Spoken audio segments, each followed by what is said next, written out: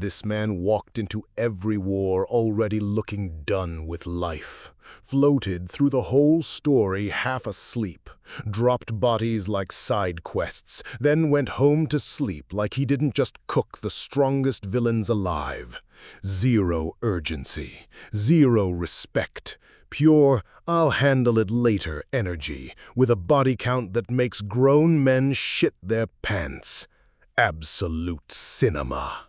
Welcome, legends, to Chronos Recom. I wrote this story myself, so if you have any suggestions or what-ifs you want to see, drop it in the comments below. Also, just wanted to let you know I've got a Patreon set up now for anyone who wants to support the channel directly. You can get early access to stories, submit direct fan requests, and get exclusive content. It's totally optional, but if you want to help keep these stories coming, check it out. Links in the description. And don't forget to subscribe, like, and hit that bell so you never miss an upload. Let's dive into this story. Somewhere behind a 4-year-old's eyes, a fleet was burning. Not a memory of a house fire, not a movie he'd seen. A fleet.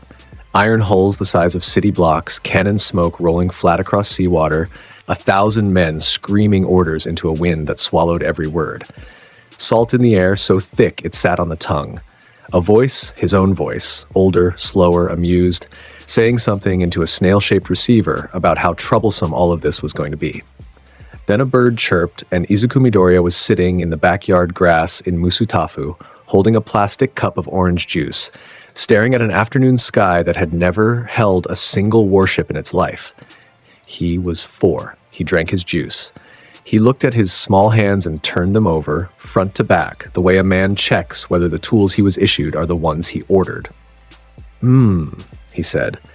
Izuku Midoriya slid the door open and asked if he wanted a snack, and her son turned his head with a slowness that made her heart do something strange in her chest, because 4-year-olds do not turn their heads like that. 4-year-olds whip around. 4-year-olds vibrate. Her son moved like a man on a porch swing in July. "Ooh, that would be nice," he said. "Whatever's closest, ma'am. Please don't go to trouble on my account." She stood in the doorway for a long moment. Then she made him rice balls and cried a little in the kitchen where he couldn't see, because she had no idea why, and because mothers know things before they can explain them. That's how it started. That's the whole origin, and it's smaller than you'd think. There was no lightning bolt, no dying god handing over a legacy, no destiny scroll. There was a boy in a backyard who woke up one day carrying a second life inside him like a coat he'd forgotten he was wearing, and who decided, with the enormous shrug of a soul that had already done its time, that he might as well see how this one went. The name came back to him in pieces over the next 2 years. Borsalino. He liked that one. It sat right in his mouth. The other name came back, attached to the sound of 100,000 voices saying it in fear across an ocean he'd never see again, and he kept that one folded up in a drawer for special occasions. Kizaru. Admiral of the Marines. The Yellow Monkey. The Light of the Sea. Now he was in a first-grade classroom being taught the multiplication table by a woman named Miss Fujiwara, who kept a scented candle on her desk, and honestly, he preferred it. Nobody had died in weeks. Quirks came in around 4, 5, 6.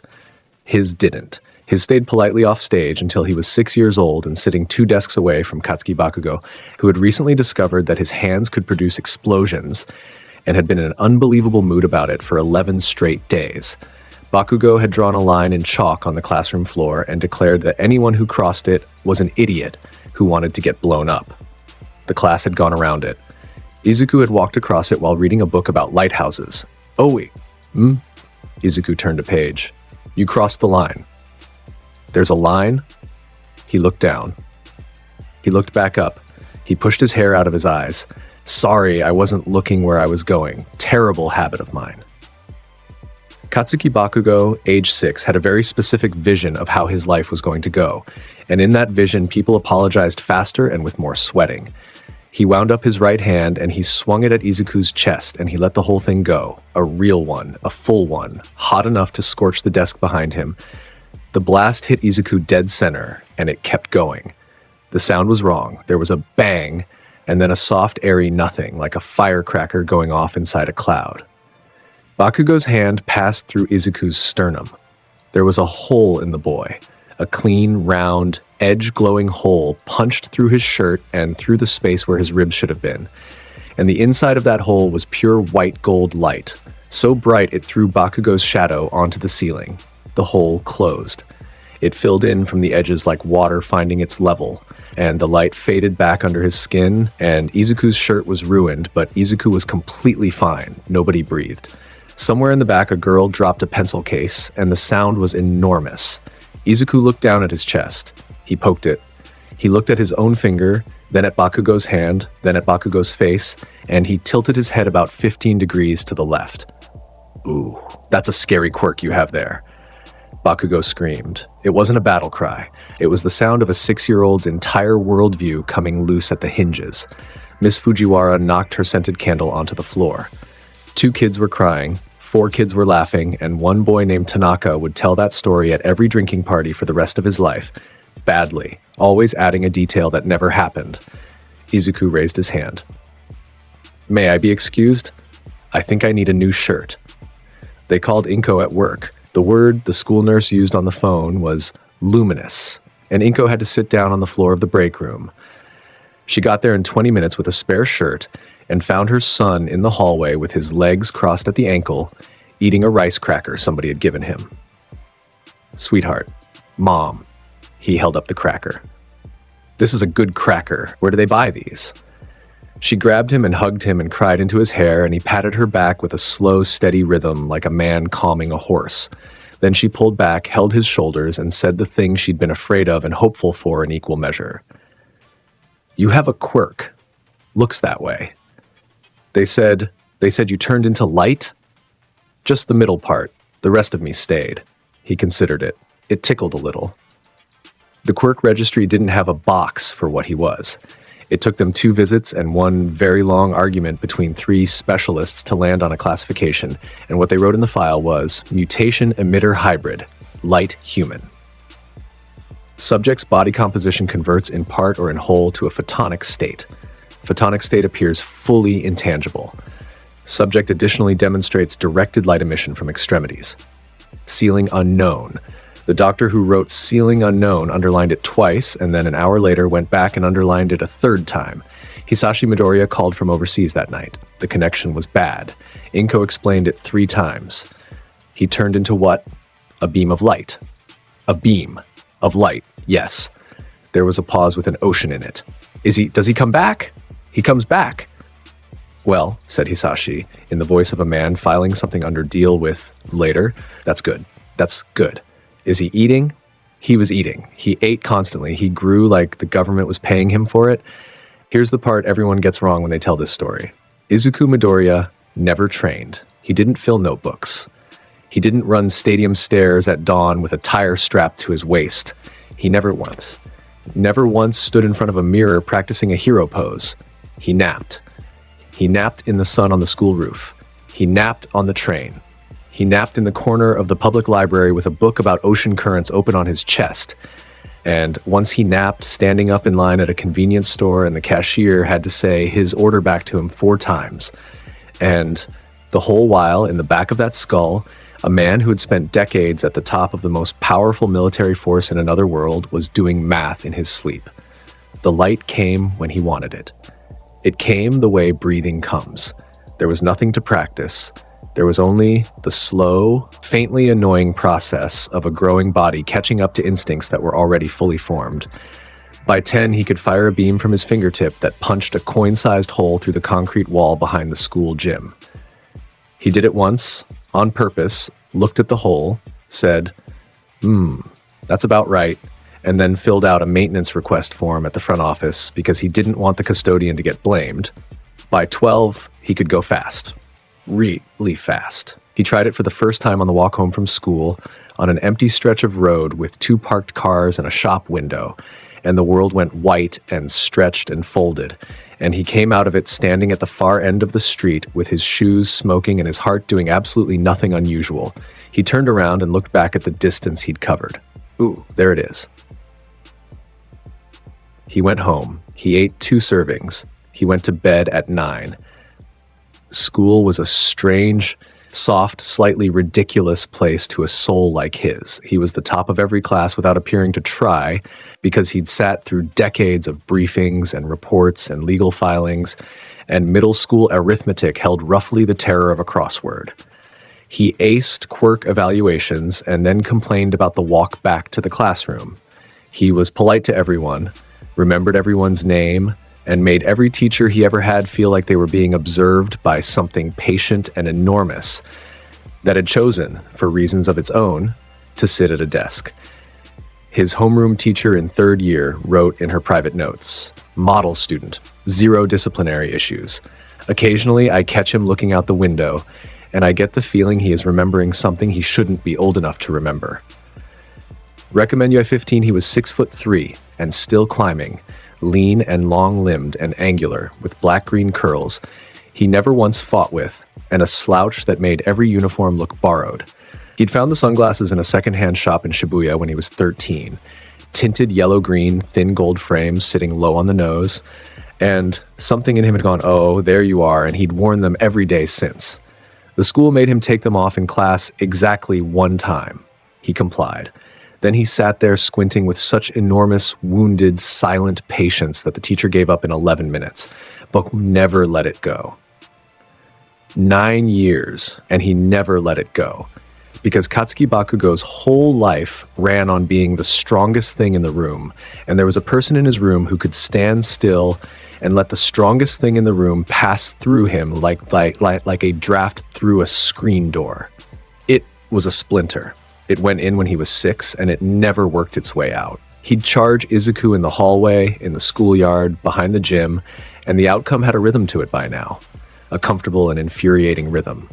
"Midoriya." Bakugo. "Good morning." "Fight me." "Oh, it's before 8. Izuku would look up at the sky like the sky might have a suggestion. "Have you had breakfast? You get like this when you skip breakfast." He never fought back. Not once in 9 years. He would let the blasts pass through him, and then he'd hold out a hand and steady Bakugo when Bakugo overbalanced, which was somehow worse than getting hit. And the whole school knew it, and Bakugo's ears went red every single time. Which brings us to a spring morning at Musutafu Middle School, 3rd year, career guidance, and a teacher waving a printout of a student's application like he'd caught somebody cheating. "Midoriya, you put UA." "I did." "You put only UA." There didn't seem to be a reason for the others. The class made a noise. Bakugo made a noise on top of it, and Izuku Midoriya took off his sunglasses, cleaned them on his sleeve with the tenderness of a man polishing a family heirloom, put them back on, and looked out the window at a sky that was, once again, blessedly free of warships. He said. "I hear their cafeteria is very good." The UA entrance exam is a machine designed to break confidence. 10,000 applicants a year walk into that stadium, and by the end of the practical, a good third of them have discovered something about themselves they'll spend years apologizing for. Izuku got there 40 minutes early and fell asleep in the courtyard. He woke up when a girl tripped over her own feet 3 meters from him and made a small, doomed noise. And he was up and moving before he'd fully decided to be one hand out, catching her elbow, the other steadying her shoulder, so smooth she didn't lose momentum so much as get it politely redirected. Ochako Uraraka looked up at a very tall boy in a yellow suit jacket and green undershirt, both rumpled, both somehow expensive looking, and yellow-green sunglasses in April, and a face that was pleasant and completely settled and absolutely unbothered by anything in the observable universe. "Ooh, careful," he said. "The stone here is uneven. I nearly went down myself earlier." He had not nearly gone down. He'd been asleep. "Thank you. Sorry." "Thank you." She pressed her hands together. "I'm so nervous I can't feel my legs." He looked at her legs, then at her face. "That's probably why you tripped." She laughed so hard she snorted, and then covered her mouth in horror, and Izuku Midoriya smiled at her with a warmth that was 2 things at once. The polite friendliness of a boy at an exam, and something older and gentler under it, the look a man gives a young recruit on her first morning. "Good luck in there," he said. "You too. Are you nervous?" He thought about it seriously. He gave her the courtesy of thinking about it. "I'm hungry," he said. Present Mike gave the briefing. Faux City District, 3 types of robotic villains, points on a scale, 1 0-pointer per zone worth nothing that you should absolutely run away from. A boy with glasses and blue hair stood up and asked a question in the loudest, most correct voice in Japan, and then turned around and told Izuku to stop being a distraction to the other examinees. Izuku, who had been sitting still with his hands folded, raised his eyebrows behind his sunglasses. Sorry, he said, and did nothing differently, because he had done nothing in the first place. Then the gates opened, and Present Mike yelled, "Go!" And the real world came apart. 200 kids sprinted into a fake city and started screaming. That's the thing nobody puts in the brochure. It's loud. It's chaos. Kids with fire and kids with claws and kids with wheels for feet flooding down 4 avenues at once while 3-meter robots rolled out of alleyways and lit up their targeting arrays. Izuku Midoriya walked in with both hands in his pockets. He walked down the center of the main avenue. Suit pressed, glasses on, taking in the architecture like a tourist who'd been told the cathedral was worth seeing and was reserving judgment. A boy sprinted past him, doubled back, screamed, "Move, man, move," and sprinted off again. A 3-pointer came around the corner ahead. Treads, 4 arms, a rotary launcher on the shoulder. It fired 6 missiles. Izuku watched them come. Hands in pockets, head tilted a fraction. He kept watching them come. There is footage of this. The footage is famous now, inside UA, passed around by staff at end-of-year parties. There are 2 full seconds where a 15-year-old boy stands in the open street and observes incoming ordnance with the expression of a man reading a menu. Then he was gone, and the street was full of light. A beam of yellow-white, thick as a body, sheared sideways off the pavement. The missiles went through empty air and gutted a storefront, and the beam struck the face of an office building and bounced, hit a second facade and bounced again, hit a third, each impact leaving a scorch mark shaped like a footprint. 3 bounces in 1 blink. The last one came down at a hard angle and reformed into a boy sitting on top of the 3-pointer's head, 1 knee crossed over the other, elbow on his knee, chin on his knuckles. The robot's sensors tried to find him. It could hear him. It couldn't process where he was. Izuku leaned down toward its optical array and said, in the most relaxed voice ever used in that stadium, "Have you ever been kicked at the speed of light?" He kicked it. The leg came down like a struck match and the foot connected with the crown of the machine's skull. And here is what happened to a 2-ton robot. The head went through the torso. The torso went through the treads went through the street. There was a crater, and there was a shockwave that rolled outward through the intersection at a pressure that lifted parked cars off their tires. And 5 other 3-pointers standing in a loose line down the avenue went over backward all together like a rack of bowling pins. The sound arrived a full beat after the destruction. It arrived like weather. 40 examinees stopped running. Just stopped. Mid-stride, mid-scream, mid-quirk, standing in a fake street looking at a boy in yellow standing at the bottom of a crater in a haze of concrete dust, dusting off one sleeve. He said to himself. The follow-through's a little rusty. Then he went to work, and work is a generous word for it. He didn't run. He drifted. He rose off the pavement with his legs crossed, ankle over knee, floating 4 meters up like a man in a hammock, and moved down the avenue at the speed of a slow bicycle. And every time a robot appeared, he pointed at it. Not a fist. Not a dramatic charged stance. He pointed, the way you point when you're telling someone their bus is coming, and Light left his index finger in a needle-thin line, and the robot developed a hole where its core used to be and fell down. Point. Fall. Point. Fall. A girl with vines watched him take out 9 machines in 11 seconds without uncrossing his legs. Is he? She said. Is he sitting down? The kid next to her had stopped being able to make words. Izuku hit 60 points in 90 seconds. He hit 100 by the 4-minute mark and started getting bored, which is a dangerous condition in him, so he began adding things. Bouncing off a water tower for no reason, taking a corner as Light and coming out of it upside down, stopping in midair to look at a vending machine set into a fake building, and wondering out loud if it was stocked.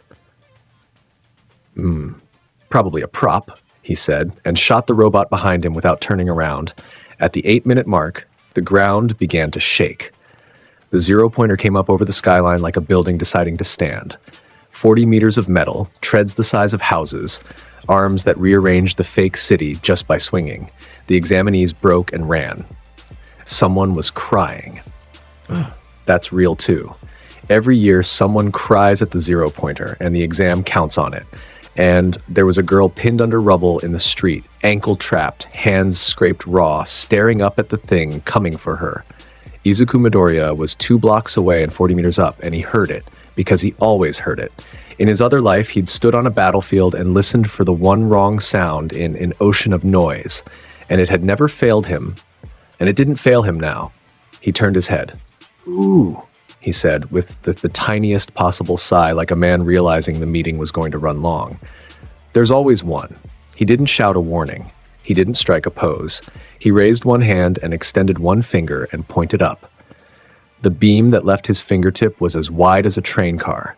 It went up at a slant, through the zero-pointer's lower housing, out the shoulder, and out through the sky, and it kept going long after the robot's problem was solved. A column of gold standing over the exam site for a full 1.5 seconds, so bright the shadows in the street turned to knife edges and every applicant in the district saw their own hands go white. The zero-pointer came apart in 3 sections. The bottom third sat down, the middle third slid off and rolled. The top third, head, chest, one arm, hung in the air for an impossible moment and then fell backward away from the street, away from the girl, and hit the outer wall of the district and folded like cardboard. The dust cloud swallowed the block. When it thinned, there was a boy standing over the trapped girl with one hand braced on the concrete slab, pinning her leg. He lifted it off her with one arm. He set it aside. He crouched, checked the ankle with 2 fingers, and nodded. It's not broken. Sprained, maybe. Can you put weight on it? She was staring at him. Her mouth was open. Behind him, the largest machine UA owned was in 3 pieces. "You," she said. "You shot it. It was in the way. You shot it with your finger." "Ooh, well," he said, and he helped her up with an arm behind her back, taking her whole weight like she was made of paper. "It's the finger I use." Present Mike's voice came over the district, and it had lost the radio polish entirely. "Times! Time's up! That's time! Everybody! Yeah, that's it. That's the exam. Please proceed to..." "Hold on." Izuku found a slab of broken debris in the shade, sat down on it, crossed his legs, and fanned himself with one hand. "I really hope the written portion is indoors," he said to nobody. "This glare is giving me a headache." He was wearing sunglasses. Up in the observation room, 12 of Japan's most accomplished heroes sat in front of a bank of monitors, and none of them spoke for a very long time. Present Mike had a cup of coffee held 2 inches off the table, forgotten. Midnight had leaned so far forward she was in danger. Snipe had removed his hat. Shota Aizawa reached out and rewound the footage. He watched the boy point at the sky. He watched a column of light stand up over Musutafu. He rewound it. He watched it again. "Play the first robot," he said. They played the first robot. 2 seconds of a boy standing in a missile barrage with his hands in his pockets. A bounce, a bounce, a bounce, a boy sitting on a robot's head asking it a question. Again. They played it again. "Aizawa," said Present Mike. "Buddy, you gotta say something. You're freaking me out." Aizawa sat back. His eyes were bloodshot in the way they always were, and something behind them had gone very still. He was bored, he said. "Huh?" "Watch his shoulders. He never braced. Not once. 10 minutes in that district and his shoulders never came up." Aizawa's fingers tapped the desk twice. "Every applicant we've ever passed braced. Every hero I've ever worked with braces. That kid walked through a live combat zone with his hands in his pockets because his body doesn't believe anything in there can hurt him." He looked at the frozen frame, a tall boy in yellow, mid-drift, legs crossed in the air. And his body's right. Nobody had an answer for that. The scores went up 8 days later. There was a video message with them, a little hologram of All Might congratulating each successful applicant, and every kid in Japan who got one watched it 11 times. Izuku watched it once, with his mother crying next to him on the couch and gripping his sleeve. Rescue points existed. He had those too. And it turned out that pulling a slab off a girl's leg and carrying her to the medics counted for something. The final tally read, Midoriya, Izuku. Villain points, 154. Rescue points, 60. Total, 214. Rank, 1 second place had 62.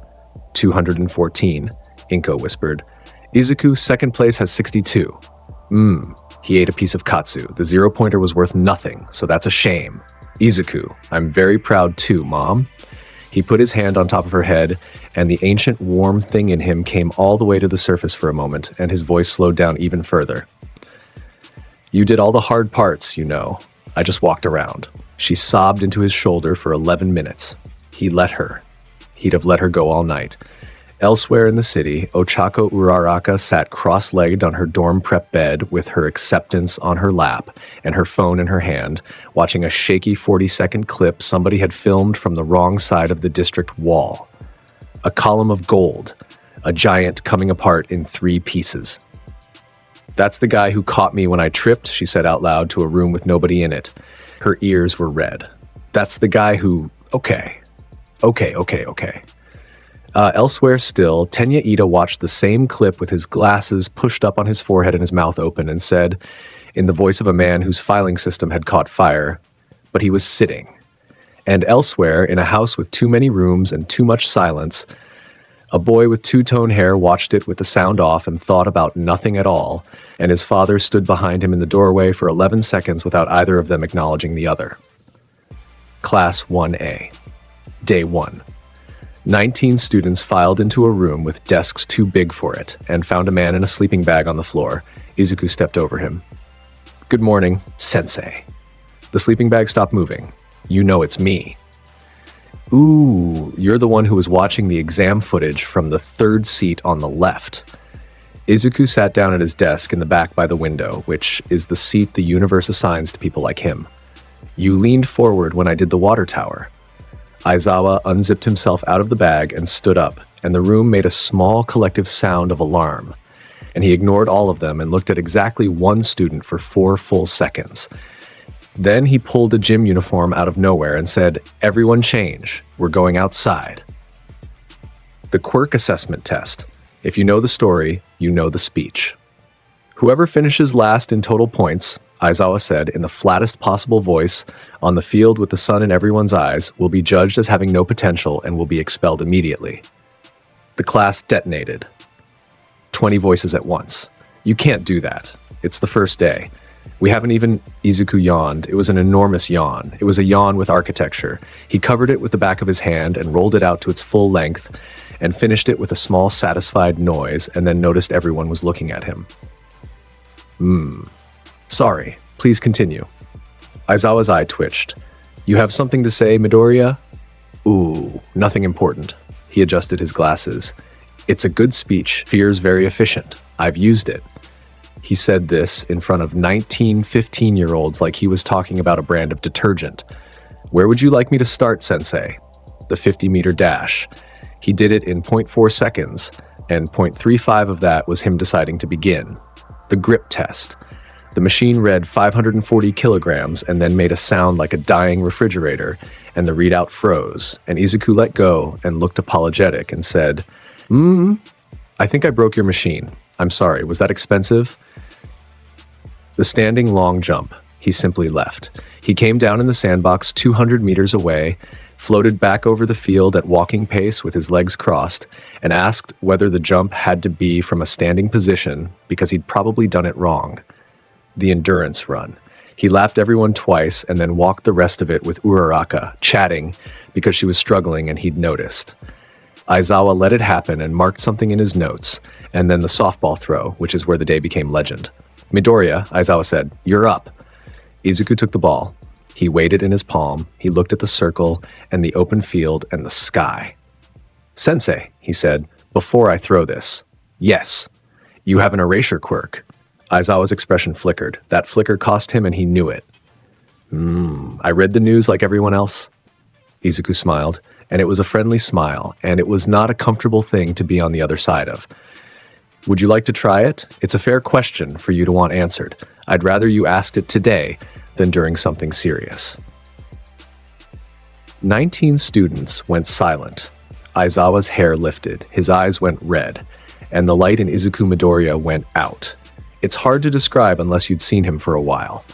There was always a faint something under his skin, a warmth like a lamp behind a paper screen, and it vanished. And what stood in the circle was a very tall teenage boy in a gym uniform holding a softball.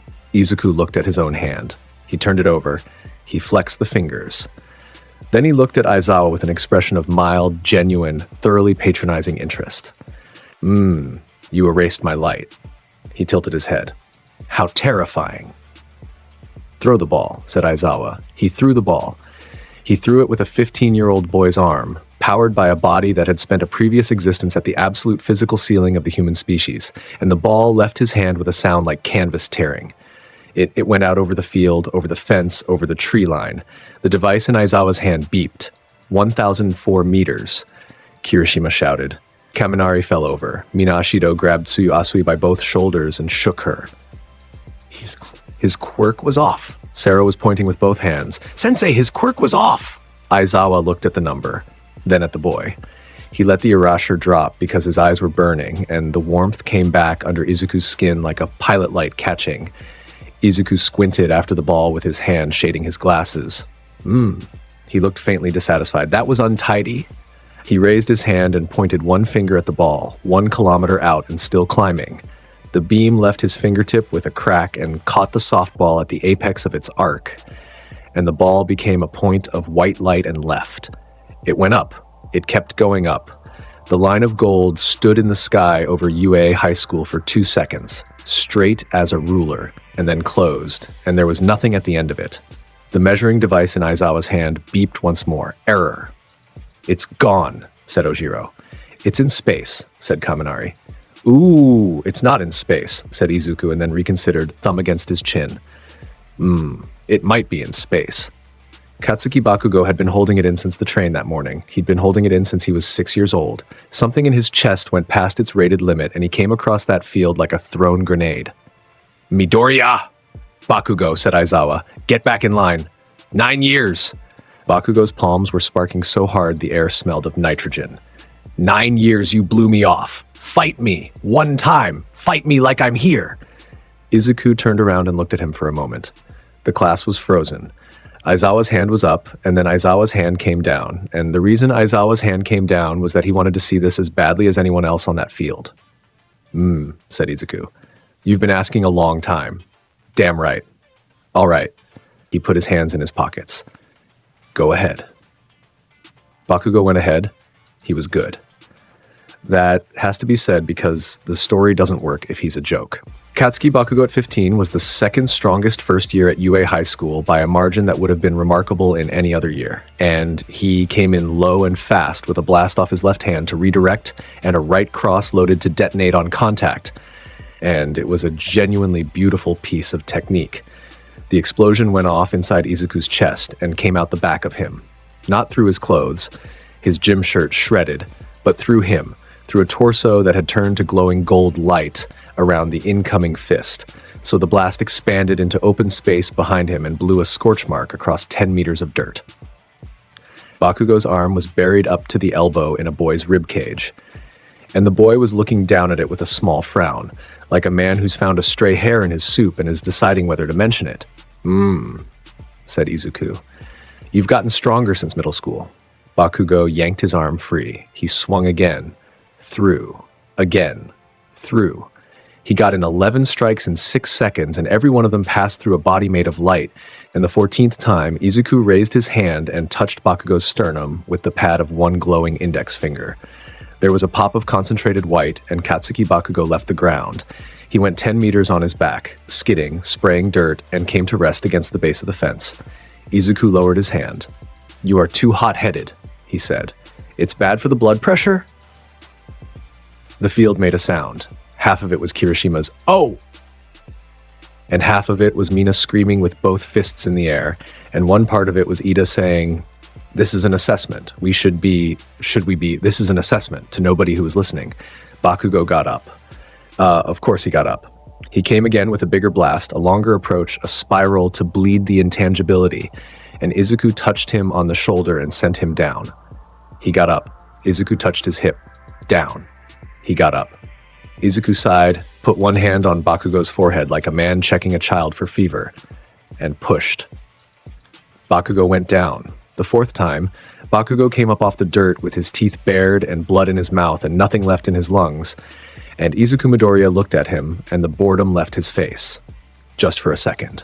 What replaced it was something older and stranger, a kind of recognition, almost fond, the look of a man watching a very small dog attack a very large truck out of pure principle. He said. You don't stop, do you? Never, said Bakugo, and that's good. He said it and meant it, and it was somehow more devastating than any of the 4 times he'd flattened him. Really, that part's good. Keep that. He turned away, hands going back into his pockets. The rest of you needs work, but keep that. Aizawa let out a breath through his teeth. He read the scores out. Izuku Midoriya was first in every event, including 2 he'd broken. Minoru Mineta was last, and Mineta made a sound like a punctured balloon, and Aizawa let the silence sit for exactly as long as it needed to, before saying, Nobody's expelled. It was a rational deception designed to draw out your maximum performance. The class exploded.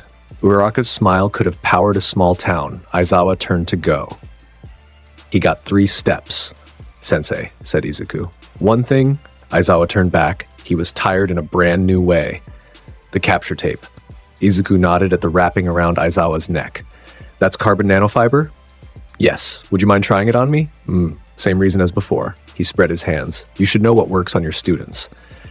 Aizawa Shota was a professional. He was also, in that moment, a man being asked a question he very much needed answered. His scarf came off his shoulders in a fast arc and wrapped Izuku 3 times around the chest and arms, and Aizawa pivoted his hips and hauled a throw that had put grown villains through brick walls. The tape came together on nothing. It went through him and fell in a loose pile on the grass, and Izuku Midoriya reformed 3 meters to the left, adjusting his glasses with 2 fingers, and looked down at the scarf lying in the dirt. Aizawa was still holding the other end. In the throwing posture, with nothing in it. You should be careful, Sensei, said Izuku. Someone might see that and think you lost. Class 1A came completely off the hinges. Kirishima was on the ground, Mina was crying, Sero had to sit down. Kaminari kept saying, he said, think you lost, over and over like it was scripture. Ida had both hands on his head. Todoroki Shoto, standing at the edge of it all with his arms crossed, made a sound that was almost a laugh, and immediately looked confused about it. Shota Aizawa did not blink for 31 seconds. Present Mike timed it later off the field camera and told the whole staff room, and Aizawa threw a stapler at him. That night, the UA staff had a meeting that lasted 3 hours. He's a first year, said Ectoplasm. He's a weapon, said Snipe. He's a kid, said Midnight. And he's the most polite kid I've ever met, and I have no idea what to do with either fact. Aizawa laid his notes on the table. The erasure works. His light shuts off completely. The problem is that when the light's off, his base numbers put him in the top 50 heroes in Japan on strength alone. He threw a softball a kilometer with a suppressed quirk. He rubbed his eyes. There is no version of a fight where I win. Best case, I make him fight me with his hands, and then he beats me with his hands. Nezu, at the head of the table, sipped his tea with enormous serenity. How does he behave? Aizawa paused. Well, he said, that's the part that bothers me. He's decent. He helped Uraraka through the endurance run. He filed a maintenance ticket for the grip machine on his own initiative. He asked me to test my quirk on him for the class's benefit. He shook his head slowly. He's got the power to walk out of this building and do whatever he wants for the rest of his life, and instead he's sitting in my homeroom taking notes on hero law and asking if the cafeteria does a second lunch. And that, said Nezu, is the most interesting thing anyone has told me in 6 years. The class got used to him. That's what people do. Humans normalize anything. He became the sun the room turned around in the least aggressive way imaginable. He never demanded a thing. He arrived, sat by the window, answered questions in that unhurried drawl. This end was so easy to be near that people found themselves drifting to his desk without deciding to. Uraraka got there first and stayed. She figured out fast that his total lack of anxiety was contagious, that you could walk into a room with your stomach in knots and stand next to Izuku Midoriya and feel your shoulders come down like somebody had cut a wire. He never once told her to relax. He'd just be there, half asleep, saying something like, they'll go easy on us. They've got a whole afternoon to fill, in a voice like warm bathwater, and she'd realize on the way to the training ground that she'd stopped shaking. "You never worry," she said one afternoon, walking beside him. She had to walk fast. His legs were absurd. "Ooh, I worry." "About what?" He thought about it for 8 seconds. The cafeteria stopped doing the fried mackerel on Thursdays. Midoriya. "That's a real crisis, Uraraka." She laughed and elbowed him, which was like elbowing a wall, and he made a show of staggering 4 inches to be polite. And she noticed the show, and something in her chest tipped over. Ida took longer. Ida spent 5 weeks trying to fit Izuku into a category and kept receiving errors. "You were late," he announced one morning. I was. By 11 minutes, there was a dog. A dog. On the road. Small one. He wouldn't move. Izuku sat down and stretched his legs out into the aisle. So we waited each other out. He won. Ida opened his mouth. Ida closed his mouth. Ida's glasses caught the light, and he stood there with one arm raised in mid-lecture and rebooted. "You could have," he said finally in the voice of a man drowning, moved at the speed of light around the dog. "Ooh." Izuku considered this with tremendous respect. "That's true. Thank you, Ida. Next time." Ida sat down. Ida did not recover for 2 class periods. By the end of the term, he had become, against every value he held, Izuku Midoriya's second best friend, and he still could not explain it to his own mother. Todoroki Shoto was different, and Izuku noticed him first, because Todoroki had the eyes. Izuku had seen those eyes on 100 faces across a lifetime he'd left in another world, the eyes of a soldier who'd been in something before he was old enough to consent to it. They looked at each other across a classroom for a month without speaking, and then in the second week of June, in the hallway, Todoroki stopped in front of him. "You've done this before," Todoroki said. Done what?" "Fought. Really fought. Where people don't get up." Todoroki's face gave away nothing. "I can tell." Izuku Midoriya looked down at him for a long moment. He took his sunglasses off very slowly and cleaned them on his sleeve. And when he looked back up, his eyes were green and steady and about 400 years too old for his face. "Ooh," he said. "Aren't you sharp?" He put the glasses back on and walked away, and Shoto Todoroki stood in the hallway with the hair on his arms standing up. Then June ended and the League of Villains came to the unforeseen simulation joint, and everything anybody thought they knew got revised in about 11 minutes. They came through a purple hole in the middle of a fake plaza, 72 of them. 13 was mid-sentence. Aizawa's head came up. The students, halfway down the stairs in their new costumes, saw the smoke curling out of the void and heard a voice like sandpaper say, "Huh, so All Might isn't here." Izuku Midoriya's costume, for the record, was a yellow suit. He'd submitted the request form with a hand-drawn sketch and 3 lines of specification: tinted eye protection, heat-resistant weave, comfortable shoes. The support department had gone over the fabric until it could shrug off flame and shrapnel, and the shoes had reinforced soles that could survive a lightspeed impact, and the whole thing had come back looking like an ordinary yellow suit and green shirt, because that's exactly what he wanted. Aizawa had asked him if he wanted armor. Where would I put it?" Izuku had said, and that was the end of the conversation. So when 72 villains flooded into the USJ Plaza and Aizawa yelled, "Get out, all of you, now!" and threw himself down the stairs into the middle of them, they were looking at 19 kids in various states of panic, and one very tall boy in a yellow suit and sunglasses who had raised one hand like he was in class. "Sensei," said Izuku. "I don't think we should leave." "That is not up for... There's a warp user." Izuku nodded at the mist. "He'll cut us off at the exit. He's already moving to do it." He said it the way you'd point out that a bus was full. "And you're going to fight 70 people alone, which is very brave and slightly stupid. May I stay?" Aizawa didn't have time to answer because Kurogiri was already there, spreading across the top of the stairs like spilled ink, and the students screamed, and the world folded, and 1A got scattered across 5 zones of the facility. Except one, because when the void tried to take Izuku Midoriya, it took light, and light does not stay where you put it. The mist closed on him and passed through, and Kurogiri felt an absence in his own body, a hole in the fog where something had refused to be transported, and he reformed his eyes 3 meters back in alarm. What? Izuku was standing exactly where he'd been, He hadn't moved a foot. He'd let the warp gate pass over him like weather. "Ooh," he said, looking up at the smoke with real appreciation. "That's a clever quirk. Very clever. You could steal so much money with that." He rose off the ground. He didn't leap. He didn't crouch and launch. He just went up, feet leaving the concrete, ankles crossing, one knee coming over the other, both hands settling into his lap, and he floated up above the plaza to 30 meters and stopped, hanging in the air over 70 villains and one bandaged teacher, backlit by the great dome window like something a church would have commissioned.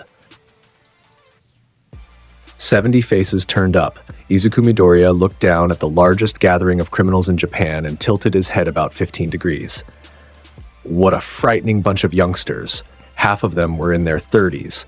Tomura Shigaraki stood at the fountain with his hands hanging at his sides, and one of them, the one on his face, flexed. Kurogiri. Why is that one still here? He is resisting the gate. Gate? Nobody resists the gate. He is light, Shigaraki Tomura. Shigaraki looked up at the floating boy in the yellow suit. Then he raised his voice, and it came out cracked and irritated, the voice of a child whose game had frozen. "Shoot him down." Everything happened at once. 16 villains had guns, and all 16 opened up. A man with a cannon arm fired. A woman spat acid in a 5-meter cone. Somebody threw a car door. Somebody with a fire quirk put a column of flame up 30 meters, like a man with a shockwave. Quirk clapped his hands and cracked the fountain in half. Lightning, spines, a hail of thrown debris, a green beam from somebody's mouth.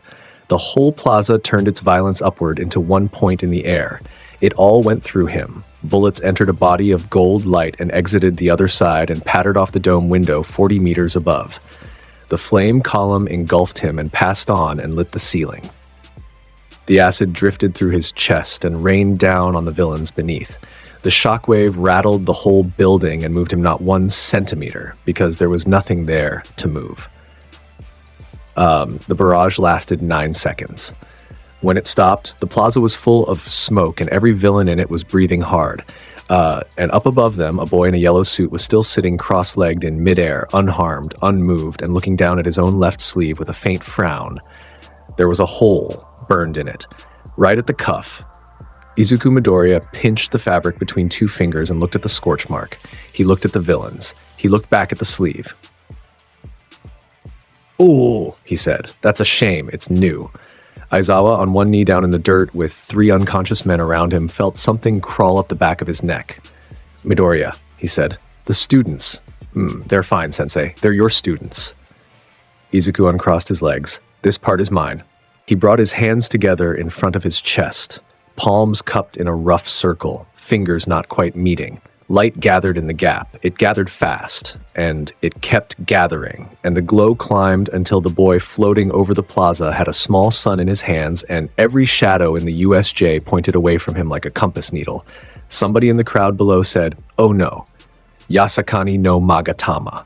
The light came out of his hands in a torrent, not a beam. Thousands. Thousands upon thousands of individual points of light pouring from the gap between his palms and fanning out as they fell, a curtain of gold rain sweeping down across the plaza, and every single droplet detonated when it landed.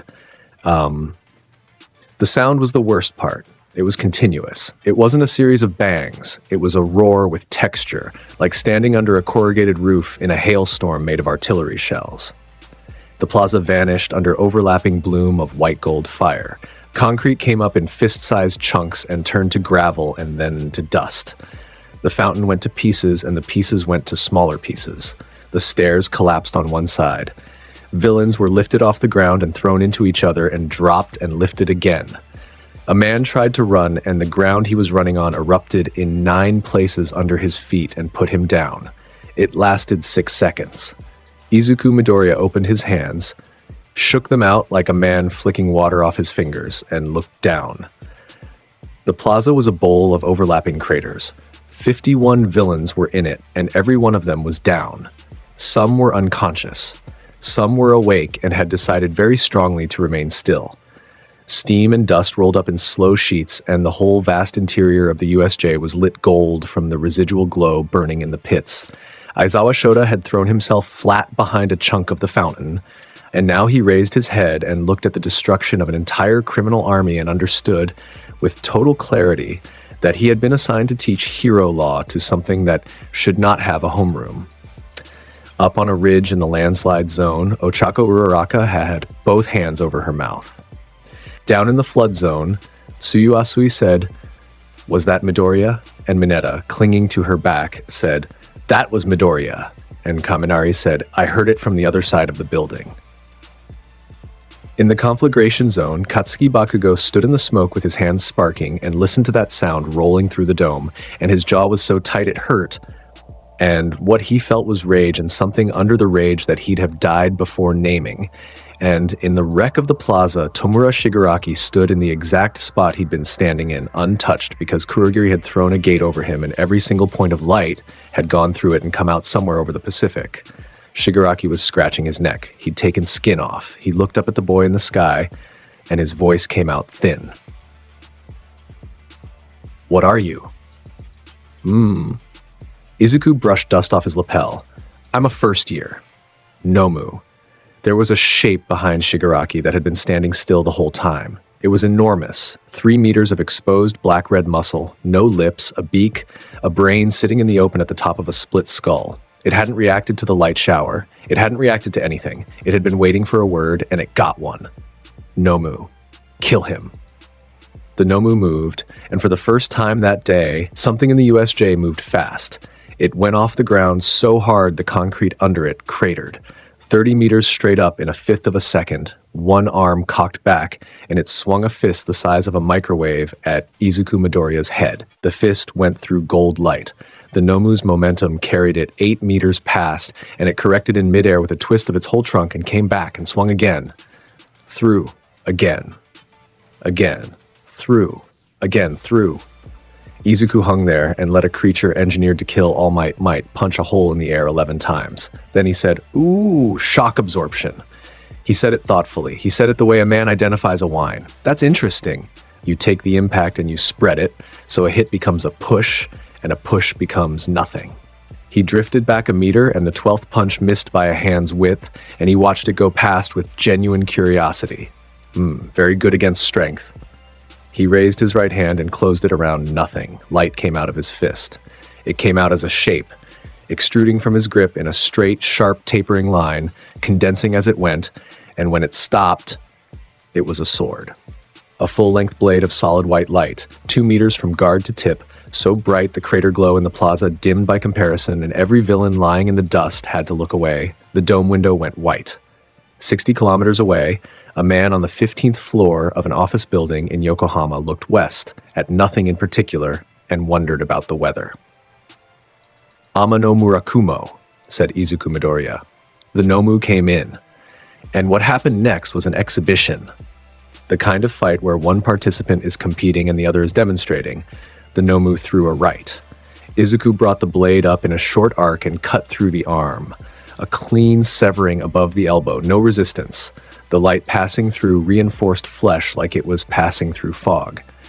The forearm spun off into the plaza and hit a crater wall. Shock absorption does an enormous amount. It does very little about being cut in half. The Nomu didn't react to pain because it had none. It regenerated instead, the stump boiling, new muscle climbing out of it in ropes, a whole new arm in 2.5 seconds. And it used the time to throw its whole body at him, a flying tackle with 300 kilos behind it. Izuku turned to light and it passed through him, and he reformed behind it and put a boot in the back of its skull. The Nomu went down 40 meters into the plaza and hit the ground so hard the impact registered on a seismograph at Tokyo University. The crater it made ate 2 of the ones the light shower had left. It came back up through its own dust.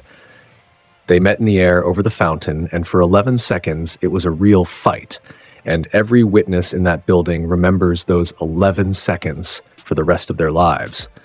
The Nomu was faster than anything the students had ever seen, faster than Ida in a straight line, throwing hooks that broke the sound barrier and left visible rings in the smoke.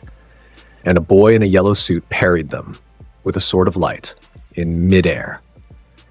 Reading each punch off the twitch in the creature's shoulder and turning it aside with the flat of the blade so the force sheared off sideways and blew the dust away in sheets, and the whole time his feet were crossed at the ankle like a man reading on a park bench. The Nomu got a grip on his arm once. It got a full two-handed hold, and it squeezed, and its arms were strong enough to crush a car into a cube. Izuku's arm turned to light inside its hands. Then he shot it at contact range through the palms, a beam out of his own trapped forearm that went through both of the Nomu's hands and out the other side, and up through the dome window, punching a neat circle out of the glass and continuing into the sky over Musatafu. The Nomu let go, because it had nothing to hold with. Said Izuku Midoriya. That's enough, I think. He came in. There was a bounce, a flick of gold that shot down, caught the plaza floor, ricocheted up at an angle, hit the dome support column, and came back into the middle of the air behind the creature's head, reforming into a boy with a sword raised. The blade came down and took the Nomu's right leg off at the hip. It fell. It regenerated on the way, and it hit the ground with two legs and swung the moment it landed. Izuku wasn't there. He was on its left, and the sword went through the shoulder, and then he was on its right, and it went through the ribs, and then he was above it, and then behind it, and each time he cut, and each time it grew back, and each time it lost a half second doing so. 9 cuts in 3 seconds. The regeneration couldn't keep pace with a swordsman who moved at light speed, and by the 9th, the Nomu was a mass of steaming half-formed muscle standing in a crater trying to be a body again. Izuku Midoriya landed in front of it on the balls of his feet. He let the sword go. It broke apart into loose motes and drifted off him like ash going the wrong way, and he raised one hand and pressed the palm flat against the creature's exposed brain. Let's see if you can absorb a laser. He fired. The beam went in at the top of the skull and out the base of the spine and continued into the ground, and it kept going for a full 1.5 seconds, and the sound was a scream of superheated air. The Nomu's brain came apart. Its knees went. It sat down in the crater and toppled onto its side, and the regeneration stopped, because there was nothing left to instruct it. And the great engineered body lay in the dust with a hole through it and steam coming out of both ends. The USJ was silent except for a single loose piece of window glass that let go from the dome and fell 40 meters and smashed on the concrete. Izuku shook his hand out and blew on his palm. Tomura Shigaraki was standing 11 meters away. He had not moved. He had not warped out. He was standing with both hands at his sides and his mouth slightly open behind the hand on his face, and he was making a small sound in his throat that was almost a word and never got there. He'd spent 4 years building that thing. 4 years of Sensei's resources, of stolen quirks, of surgery, of testing. 4 years to make a creature that could kill the symbol of peace. A high school student had taken it apart in under 20 seconds and had asked it a question first. Izuku turned toward him. You're the one in charge. Shigaraki's foot slid back a half step. It was involuntary. He hated it immediately. Kurogiri. Shigaraki Tomura. Kurogiri. The gate opened around them both, and here is a thing Izuku Midoriya could have done. He could have moved. There was time. There was more than enough time. There was, at light speed, an eternity in the 2/3 of a second it took that mist to close.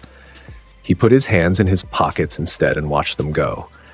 Because he'd seen the man's face and the man's hands and the way the man had said Kurogiri twice, and he had 11 decades of instinct telling him that a frightened commander with a warp escort is a lead, and a dead one is a dead end. The gate closed. The plaza held nothing but craters and groaning villains. Aizawa Shoda, who was lying on his back with a fractured elbow and blood in his hair, watched a boy in a yellow suit drift down out of the air and land with a soft click of dress shoes on cracked concrete. Izuku walked over and crouched next to him. "Sensei," he said, "you look like you had a rough time." Aizawa said something that was mostly consonants. Izuku got an arm under him and lifted him like a bag of groceries, and Aizawa's protests were noted and ignored. "You should rest, Sensei. I'll hold this end." And that's when the front doors of the unforeseen simulation joint came off their hinges. "I am here!" All Might stood in the ruined entrance in his Silver Age costume with his fists up and his cape moving in a wind that came from nowhere, ready to do what he had done 1,000 times before, which was to arrive and end it. He looked at the plaza. He looked at 51 villains, lying in a field of overlapping craters that had, 40 minutes ago, in a plaza with a fountain, he looked at a 3-meter engineered corpse with a hole burned through its center of mass. He looked at a hole in the dome window, 40 meters up, perfectly round. And he looked at a 15-year-old boy in a yellow suit and green shirt with a scorch mark on one cuff, carrying an unconscious pro-hero over his shoulder, who raised his free hand in a small, polite wave. "Oh!" said Izuku Midoriya. "Good afternoon, All Might." Sensei's arm needs a splint. Toshinori Yagi did not move for 4 seconds. In those 4 seconds, the greatest hero in the history of the world ran through his own experience, every war, every villain, every ruin he had walked into, and found nothing in 50 years of standing at the top of the world that matched what he was looking at. "Young man," he said, and his voice was hoarse in a way none of the students had ever heard. "Did you, there's a warp user. He got away with the leader and I let him, and I'd like to tell you why when your ribs stop doing that thing they're doing." Izuku shifted Aizawa's weight. "Also, there's a boy in the flood zone who's been hanging onto a girl's back for 20 minutes, and I think he's had a wonderful day, so please talk to somebody about that." All Might stared. Then, very slowly, the #1 hero in Japan started to laugh, and it was a shaky and disbelieving laugh. And he wiped his eye with the back of his glove. "What a frightening bunch of youngsters," said Izuku Midoriya. The kids came in from the zones over the next 10 minutes, in 1s and 2s, and every single one of them stopped at the edge of the plaza and stared at the moonscape where their fake city square used to be. "Midoriya," said Uraraka in a very small voice. Did you do all of this?" He looked around at it, honestly assessing, and then made a small apologetic face. Some of it was the big one." Mina Ashido screamed. Kirishima sat down on a rock and put his hands on top of his head. Sero laughed until he cried. Ida stood at attention and reported the situation to All Might in 14 unbroken sentences, and then quietly had to lean on a piece of the fountain. Shoto Todoroki walked to the edge of the crater field, looked at the dead Nomu, then at the ceiling hole, then at Izuku. 20 seconds, Todoroki said. "Ooh, less than that. I think that thing was made to kill All Might." Izuku adjusted his sunglasses. Somebody should tell them it didn't work. And Katsuki Bakugo came in last, and he stood at the lip of the ruined plaza with soot on his face and looked at all of it. He didn't scream. That's what people remember. He looked at it for a long, long time. Then he said, "To nobody. 20 seconds. He turned around and walked out of the USJ, and by the time he got home, he had made a decision, and he stuck to it for the next 3 years. He was going to stand next to that man someday, without being carried, and he was going to get there on his own bones.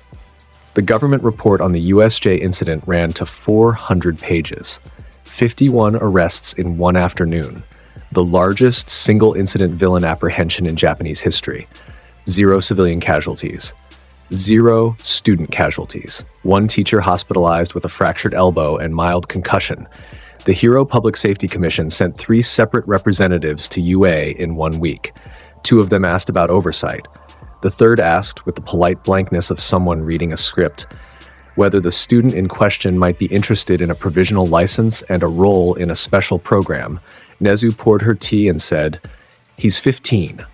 He's going to finish school. With respect." "He's going to finish school," said the principal of UA High, smiling, "because I'd like him to learn things here, and because if you put that boy in a uniform and give him an order he doesn't agree with, madam, I don't believe there's a plan on this earth that survives the conversation."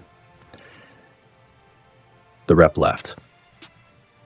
The press had already run with it. They didn't have his name yet because UA sat on it hard, but they had a shaky phone video from a helicopter that had been over Musutafu that afternoon, and the video showed a beam of gold light standing up out of a domed building and going through the clouds. The headline was, "What was that?" And the answer was in a classroom in Musutafu, asleep at a desk by the window with his sunglasses pushed up on his forehead, being gently woken by a girl with brown hair because homeroom had started 9 minutes ago.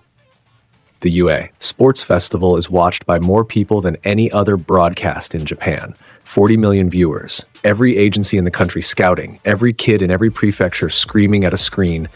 Izuku Midoriya learned the date 11 days beforehand when Ida told him and said, "That's a Saturday. I had plans."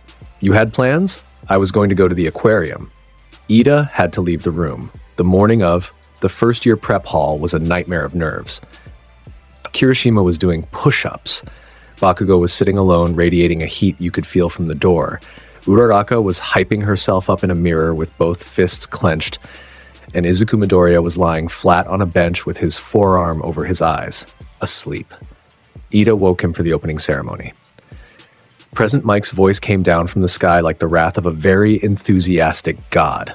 60,000 people in the stands. The first event was the obstacle course. 4 kilometers around the outside of the stadium, robots and pitfalls and a minefield, top 42 advance, the starting gate opened, and everybody went. Izuku floated. He rose off the track at the start line and went up to the height of the lower stands and hung there with his legs crossed, and this is documented, there are 11 separate camera angles. He looked at the crowd. He drifted along the inside of the stadium at the speed of a man walking a dog, at eye level with the first tier of seats, examining the spectators with mild interest. A family of 4 stared at him. He nodded to them. A man holding a beer forgot he was holding it. A little girl waved, and he waved back. Somebody's sign fell out of their hands. Present Mike completely lost the plot. Contestant Midoriya he's looking at the crowd? Eraserhead. Is he allowed to do that? The rules say get to the finish line, said Aizawa in a voice with 3 years of exhaustion compressed into 11 words. They don't say when. Izuku spent 2 minutes and 11 seconds doing this. He stopped in front of a concession stand set into the wall and asked a vendor what they had. The vendor, a 19-year-old part-timer named Hana Kobayashi, said yakisoba in a voice 4 octaves above her normal register. And Izuku said, save one for me, and she did, and she has it framed, the receipt. Meanwhile, the leaders had cleared the minefield. Todoroki was first, sliding on a ramp of ice with Bakugo above him in the air. Behind them, Tetsutetsu and Kirishima were beating each other through a robot. Uraraka was floating rubble ahead of herself. Ida had opened his engines. Izuku checked the field. Then he uncrossed his legs and stood up in the air. All right. 2 minutes, 11 seconds of the obstacle course had elapsed. The last 3-point-something kilometers of it took him 31 hundredths of a second. And here's what that looked like from the stands. There was a boy in a yellow suit hanging in the air near the concession stand. There was a line of gold across the whole width of the stadium, so bright it printed on the retina, and the line touched the outer wall and the top of a robot and the ground twice. And then there was a boy standing on the finish line with his hands in his pockets. And a hot wind blew through the stands 2 full seconds later and knocked every hat off in the front row. 3rd place, contestant Midoriya. Present Mike screamed. And then a beat, and then, wait, 3rd? Because Todoroki had crossed first and Bakugo second in the 7 seconds while Izuku was buying imaginary yakisoba. He'd come in 3rd by choice and the whole country saw it, and 40 million people made 40 million noises. Izuku Midoriya looked at the finish line under his feet, then at Todoroki and Bakugo, who were standing there staring at him, both of them breathing hard, both of them soaked in sweat. Ooh, congratulations, he said. Was it a good race? Bakugo made a sound like a kettle. You, Todoroki said. You were talking to a vendor. She was very helpful. The cavalry battle came next, and it was a farce, and it was one of the funniest 12 minutes ever broadcast in Japan. Points were assigned by placement, and 3rd place was worth a lot, and every team in that stadium looked at the number over Izuku Midoriya's head, and then looked at the boy himself, and then went and formed a team as far away from him as physically possible. Nobody would ride with him. Not out of dislike, out of pure survival math. His team ended up being Izuku, Uraraka, who volunteered instantly, loudly, with her hands straight up, and who spent the next 4 hours pretending she'd done it for tactical reasons, Tsuyu Asui, who shrugged and said, "Ribbit, I'd rather be behind him than in front of him," and Meizo Shoji, who said nothing and joined, and who later said it was the smartest decision of his life. Izuku, being the tallest by 20 centimeters, was the rider. Nobody could figure out how that was supposed to work. It worked because when the whistle blew, Izuku simply floated 3 centimeters above his teammates' hands and let them run around beneath him. "Is this legal?" said Tsuyu. I'm still touching them." said Izuku, and he was with one finger on top of Shoji's head. Midnight ruled it legal. The stadium howled. For 4 minutes, nobody engaged them. They just jogged in a loose circle in the middle of the field, while 14 teams fought a genuine war for headbands 20 meters away.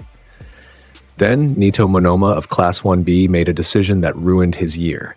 He came in from the flank with a copy quirk in one hand and a plan in the other, shouting something about Class 1A's arrogance, and he took the headband right off Izuku's shoulders in a clean snatch. Izuku let him. He didn't dodge. He didn't turn to light. He watched the boy take a 10 million point headband off his neck and looked mildly relieved.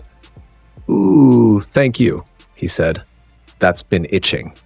Monoma got 8 meters before he understood he had been given something rather than having taken it, and something in him died on the spot.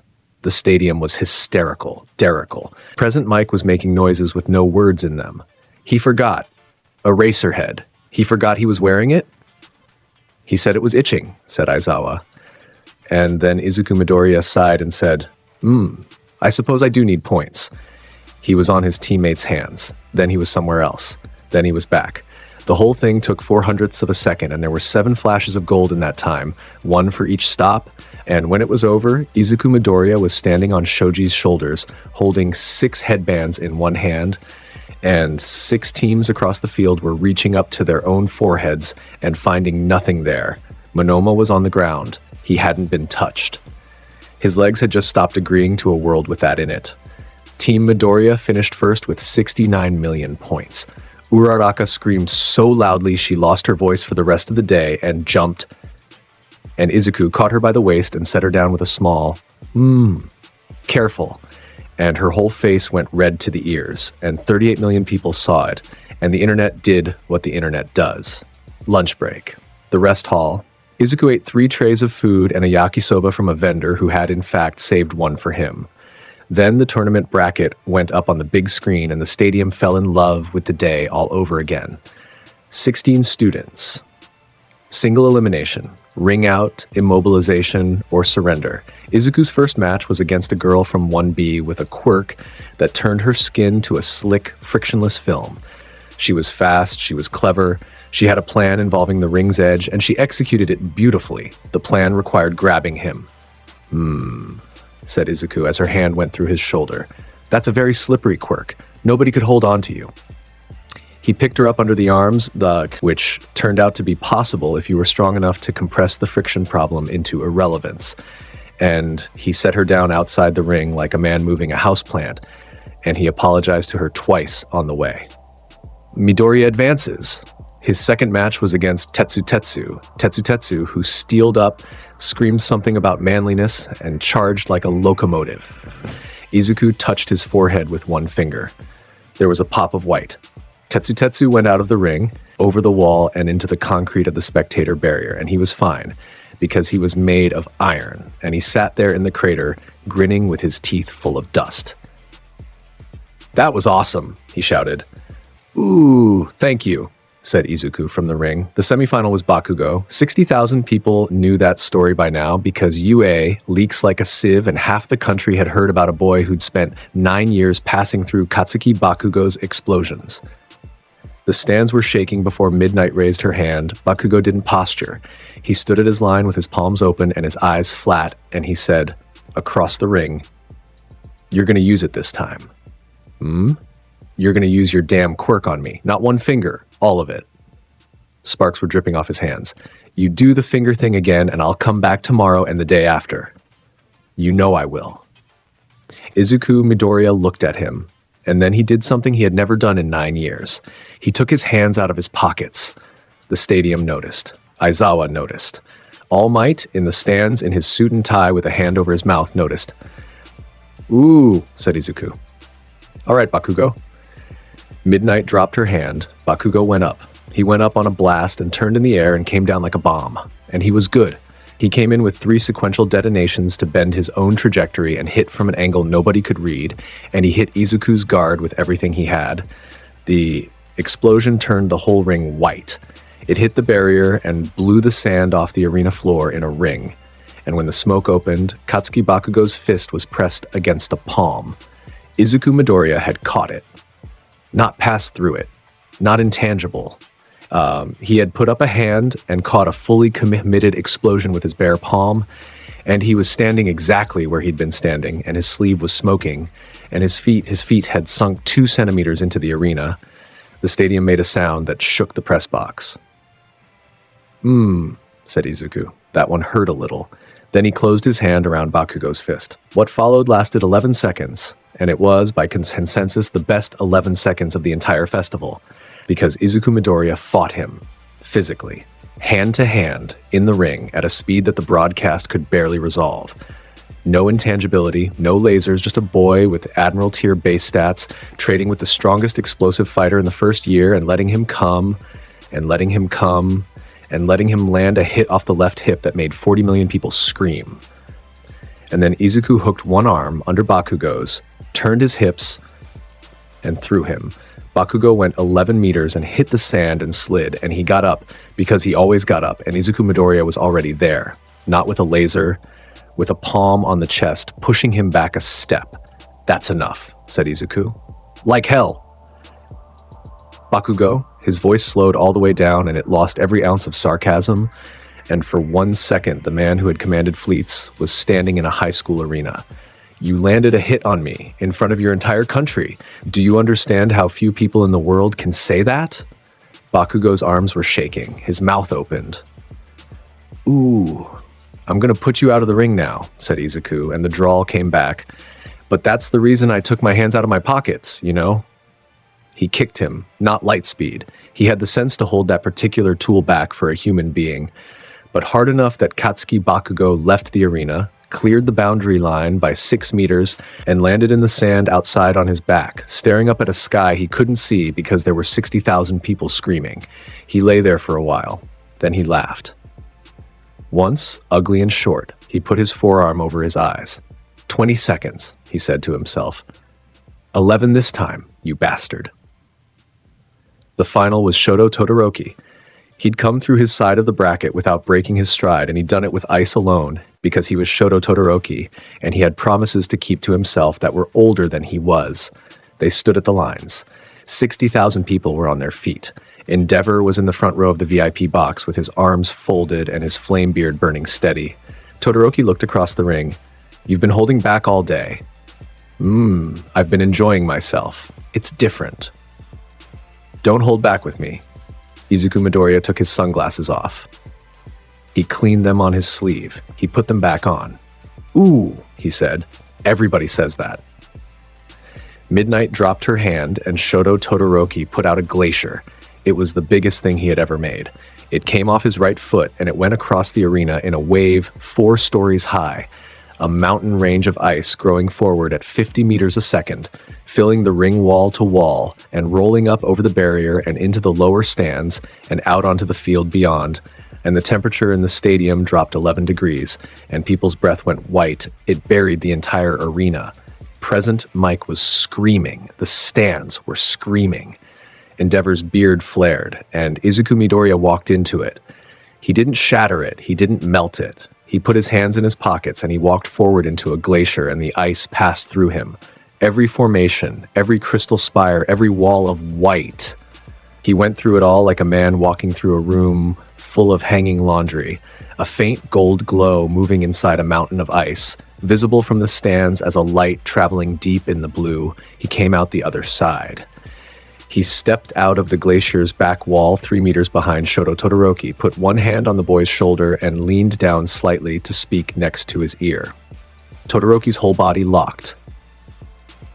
You rely too much on your pedigree, young Master Todoroki. Shoto Todoroki's left side burst into flame. It came out all at once, without a decision, without permission, without the 11 years of rules he'd built around it. The whole left half of his body lighting up in a column of orange that went 30 meters and melted the top of his own glacier and dropped 100 tons of water onto the arena floor. Steam took the stadium. The crowd lost its mind. Endeavor came forward out of his seat with both hands on the railing and something on his face that the cameras caught and that he would never, ever live down. Izuku Midoriya stood in the steam 3 meters away with fire washing over him and through him, and he sighed. Oh, scary, scary. He raised his foot. The shoe glowed. The glow went up his leg. There was a moment, one moment, half a second, in which 60,000 people saw a boy in a yellow suit standing in a cloud of steam with one leg lit gold from the hip down. Then Shoto Todoroki was gone. The kick landed on his midsection at a speed the eye cannot process, and Todoroki's body crossed the arena and cleared the boundary line and cleared the barrier and hit the padded outer wall of the stadium 40 meters away, and the padding tore off the wall, and he came to rest in the aisle of the lower stands with 3 seats broken under him. The shockwave arrived after him. It went out from the arena in a hard ring, and it blew the steam cloud completely off the field, took every banner off the barrier, knocked 11 cameras off their mounts, and rattled the press box windows in their frames. Shoto Todoroki was past the outer boundary before his brain finished processing the sentence, "He's moving." The stadium was silent for 1 full second. Then it detonated. Present Mike had his hands on his head, headphones on the floor. He's Midnight. Where did he go? Midnight. Where is the boy? Row 11, said Aizawa, who had followed it because he was the only person in the building who could. Section D, he's breathing. Get the medics. Enji Todoroki stood in the VIP box holding the railing, his son, his masterpiece.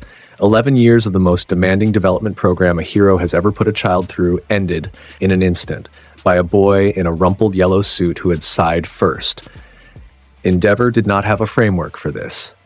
He had spent his whole life climbing a ladder, and he had spent every rung believing the top of the ladder was a place you could reach if you burned hot enough for long enough. And a 15-year-old had just shown him that the ladder ended somewhere below where that boy was standing, and that the boy hadn't climbed it, hadn't sweated for it, hadn't wanted it, that the boy had simply been that from the start and found the whole business slightly tiring. "What is he?" said the number 2 hero in Japan, out loud, to no one. Down in the arena, Izuku Midoriya lowered his leg and put his hands back in his pockets. He looked over at row 11, section D. He said. "I hope those seats weren't expensive." Midnight raised her hand. "Midoriya Izuku wins the first-year tournament!" The stands never stopped after that. They gave up on stopping. All Might presented the medals. He came down onto the field in front of 40 million viewers with a gold medal on a ribbon, grinning that grin, and he stood in front of a boy who was somehow only a few centimeters shorter than him. "Young Midoriya," he said, and his voice caught. "Congratulations." Izuku bowed his head and let the ribbon go over it. He held the medal up. He looked at it in the light. He turned it over and read the back. 60,000 people held their breath, waiting to hear what the most dangerous person in Japan was going to say at the crowning moment of his year. "Oh," said Izuku Midoriya, "it's heavier than I expected." He looked up at All Might. "Is there any food? The whole day's been exhausting." All Might laughed so hard he coughed blood into his fist and had to disguise it as enthusiasm, and 40 million people laughed with him. And up in the stands, Ochako Uraraka had both hands pressed to her face and was laughing and crying and saying, "Of course he did. He did," to a very sympathetic Tsuyu Suai. Third place on the podium was empty for 11 minutes, and then a boy with two-tone hair and a medic's tape across his ribs limped out and climbed up onto it and stood there with his arms at his sides. He looked at Izuku for a long moment. "You didn't have to say that," Todoroki said. "About my father." I know. Thank you." Izuku Midoriya turned his head and looked at him over the top of his sunglasses, green eyes and all, and Todoroki understood that he was being seen entirely down to the bottom. "Ooh, the fire is yours, young master," said Izuku. "The old man can want it all he likes. It came out of you today because you got scared, and I'm sorry about that part, but it came out of you." He faced front again. "That's yours forever now. Nobody can take a thing like that back." Shoto Todoroki stood on the third-place podium in front of the country and cried, and nobody understood why, and the internet argued about it for a week. That night, 31 hero agencies sent internship offers to Izuku Midoriya. The total was 31 because UA's intake system capped at 31 per student, and it filled in 11 minutes. He read all of them. He read every single one in his room at his desk with a cup of tea until 2 in the morning because his mother had raised him to be polite. and because a part of him that used to read requisition forms found it soothing. Then he picked the one nobody expected, from an agency nobody had heard of, in a district everybody avoided. The Sanjo district is 11 blocks of Musutafu, where the legal world and the criminal world share the same postal code. Pawn shops that launder, bars that don't ask, a pediatric clinic on the ground floor of a building whose upper 3 floors belong to a gang that pays the clinic's electric bill because their kids go there. There are 4 active hero agencies in Sanjo, and 3 of them are one man with an office. The one Izuku picked belonged to a 46-year-old pro called Bulwark. Hisao Tsujimura, ranked 182, quirk, he could turn any surface he touched to a dense gray stone for 11 seconds, including his own skin.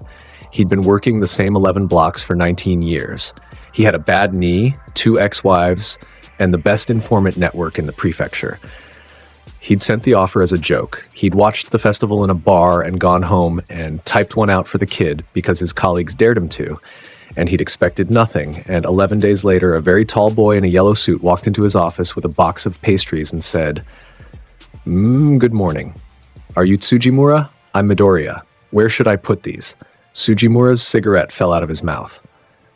Why? He said, in the name of God, did you pick me? Izuku set the box on the desk and looked around at the water-stained ceiling and the shelf of case files and the whiteboard covered in 19 years of Sanjo District's actual anatomy. Ooh, because everybody else sent me a brochure, he said, and you sent me a list of what's wrong in your neighborhood. Tsujimura picked up his cigarette. He looked at the boy for a long time. Sit down, he said. Have a pastry. I gotta tell you about the Shi Hasaikai. Here's what Izuku learned in that first week, and he learned it the good way. Walking the blocks, standing behind a pro hero, while the pro hero talked to a bar owner, sitting in a car at 2 a.m, eating convenience store egg sandwiches, and listening to a man with a bad knee explain the difference between crime that eats a neighborhood and crime that feeds it. The Shie Hasaikai were the last real Yakuza organization in Japan. 8 generations old, 400 men in their prime, down to about 100 now, and shrinking, humiliated by the quirk era, watching villains with flashy powers get famous while a family with 2 centuries of history rotted in a compound at the edge of Sanjo. Their old boss was in a coma. The new one was 28 years old, wore a plague mask, and had a quirk called Overhaul that let him take anything apart with a touch and put it back together however he wanted. And for the last 2 years, something had been moving out of that compound in very small quantities at very high prices to buyers who had no business being able to afford it. Bullets, said Tsujimura in the car with the heater rattling. I got 3 separate sources saying bullets. Something in them that turns a quirk off. Temporary. Couple hours, maybe. But there's talk they're working on permanent. Izuku, in the passenger seat with his knees jammed against the dash, stopped chewing. He said. That's not a drug. No? Ooh, a drug is a business. That's a weapon. He looked out the window at 11 blocks of wet neon truck. Somebody who wanted money would sell it quietly for 20 years. Whoever's making that wants the world to be different. He set the sandwich down. Tsujimura-san, has anybody in your network mentioned a child? Tsujimura's head came around. Why the hell would you ask that? Quirks come from people. Izuku said it in the same tone he'd used about the mackerel. If a bullet turns off a quirk, then something living made the compound, and if they've been at it 2 years without running out, then whatever's making it is still alive and still in that compound.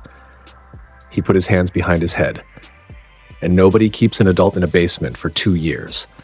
Adults break, or they get out, or they start negotiating. A pause. Children just wait.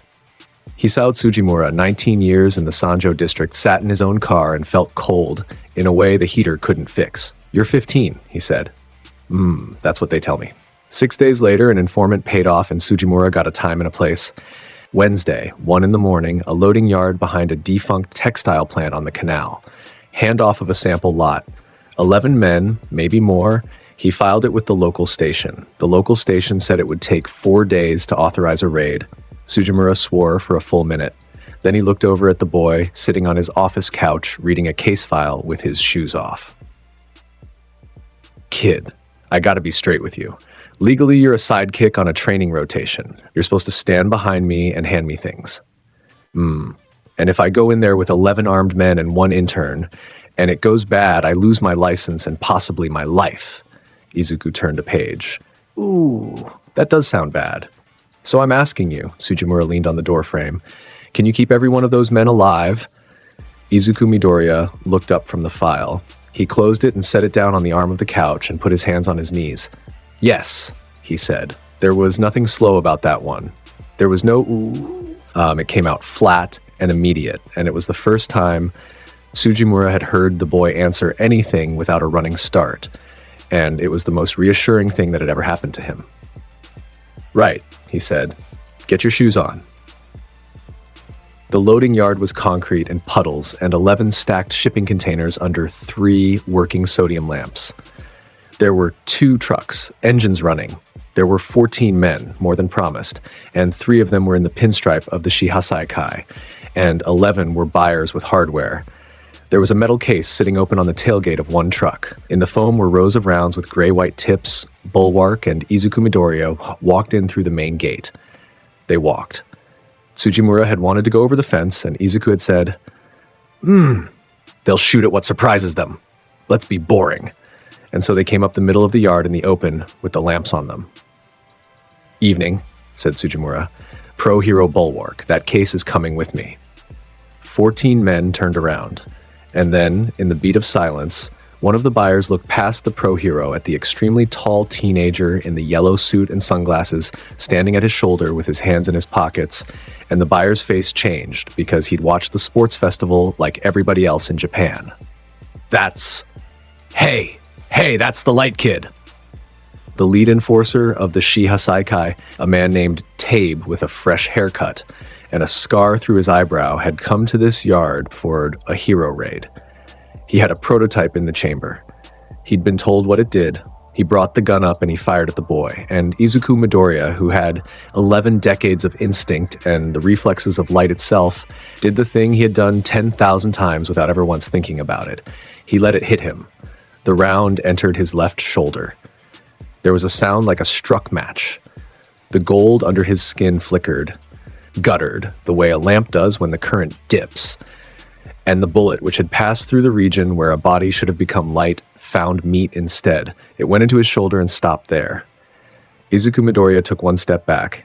Everything in that yard stopped moving. The buyers stopped. The enforcers stopped. Sujimura stopped with his hand halfway to a container wall. Because there was blood, it came out fast and dark, soaking into a yellow sleeve, running down over the back of his hand, and it dripped off the tip of his index finger onto wet concrete, 1 drop and then another. The boy looked down at it. He turned his hand over and looked at his palm. He watched the red fill the creases of it. Something in Izuku Midoriya. Something that had lived through wars and had stood on a wall while a pirate king's crew came over it.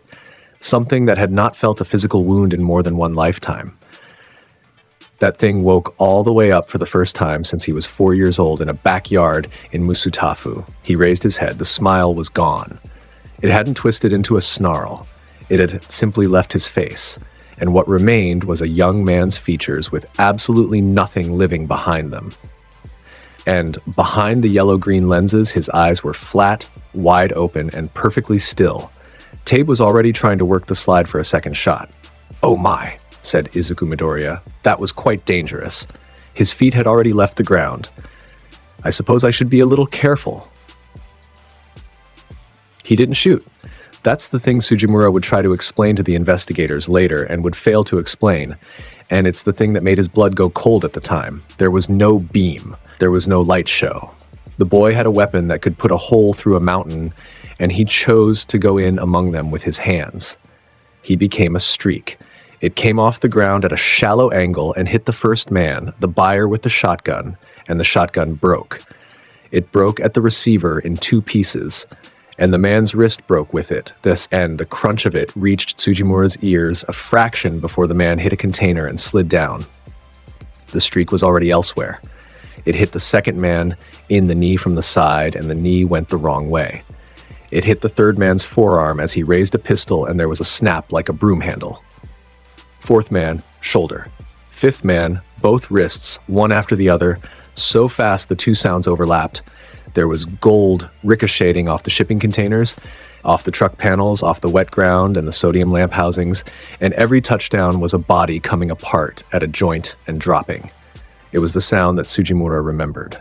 Not the light, the sound. 14 distinct crunches inside 4 seconds, each one wet and final, and Hisao Tsujimura flinched at every single one of them from 10 meters away.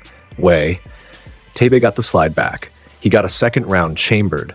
He was, in fairness, faster than any of the others. He got the gun up to chest height, and there was a hand on the barrel.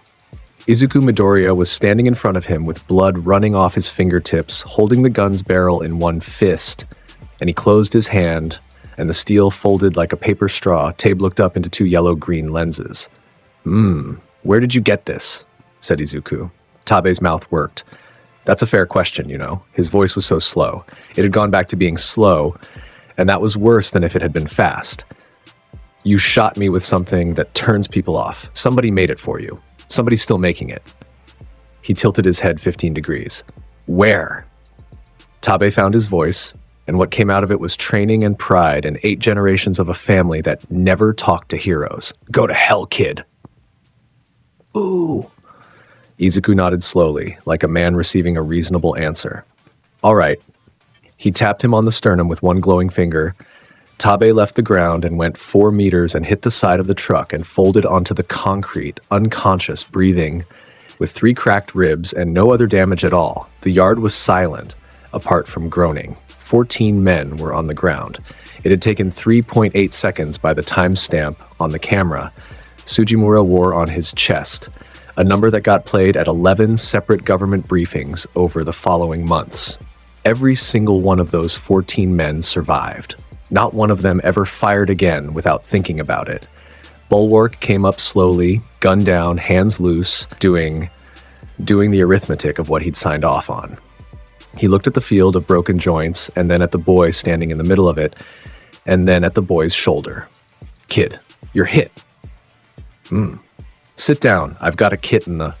Sugimura-san. Izuku hadn't moved. He was looking at the case on the tailgate. Bag every round. Photograph the foam layout before you touch it. There's a serial stamp on the inside of the lid, and I want a picture of it. He reached up with his right hand and pressed 2 fingers against the entry wound, and there was a brief, awful hiss as he cauterized it with a fraction of light, and he did it without a sound, without a change in his face. And call your friend at the prefectural office, the one who owes you. Tonight, before somebody at that compound hears this yard went bad. Yeah, said Sugimura. Yeah, okay. He got the case, he got the photographs, he got 14 arrests, which was the largest single seizure of quirk-suppressive munitions in the history of the country. And the paperwork on it opened 4 separate investigations and put the name Shie Hasaikai in front of 11 people who had never had a reason to look at it before. And on the drive back, in the passenger seat of a 19-year-old sedan with the heater rattling, Izuku Midoriya rolled his sleeve up and looked at his own shoulder. He looked at it for 40 minutes without saying anything. It wasn't the pain. Sugimura kept glancing over and he kept expecting the kid to complain about the pain, and the kid never did. It was something else.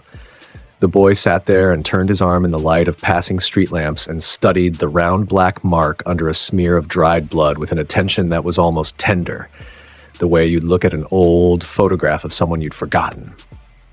Hey, said Sugimura, eventually. Izuku pulled his sleeve down. I've never been hurt before. Sugimura took that in. First time's a hell of a thing. Ooh, that's not what I mean. He put his head back against the seat and looked up at the roof of the car. I mean, I've never been hurt.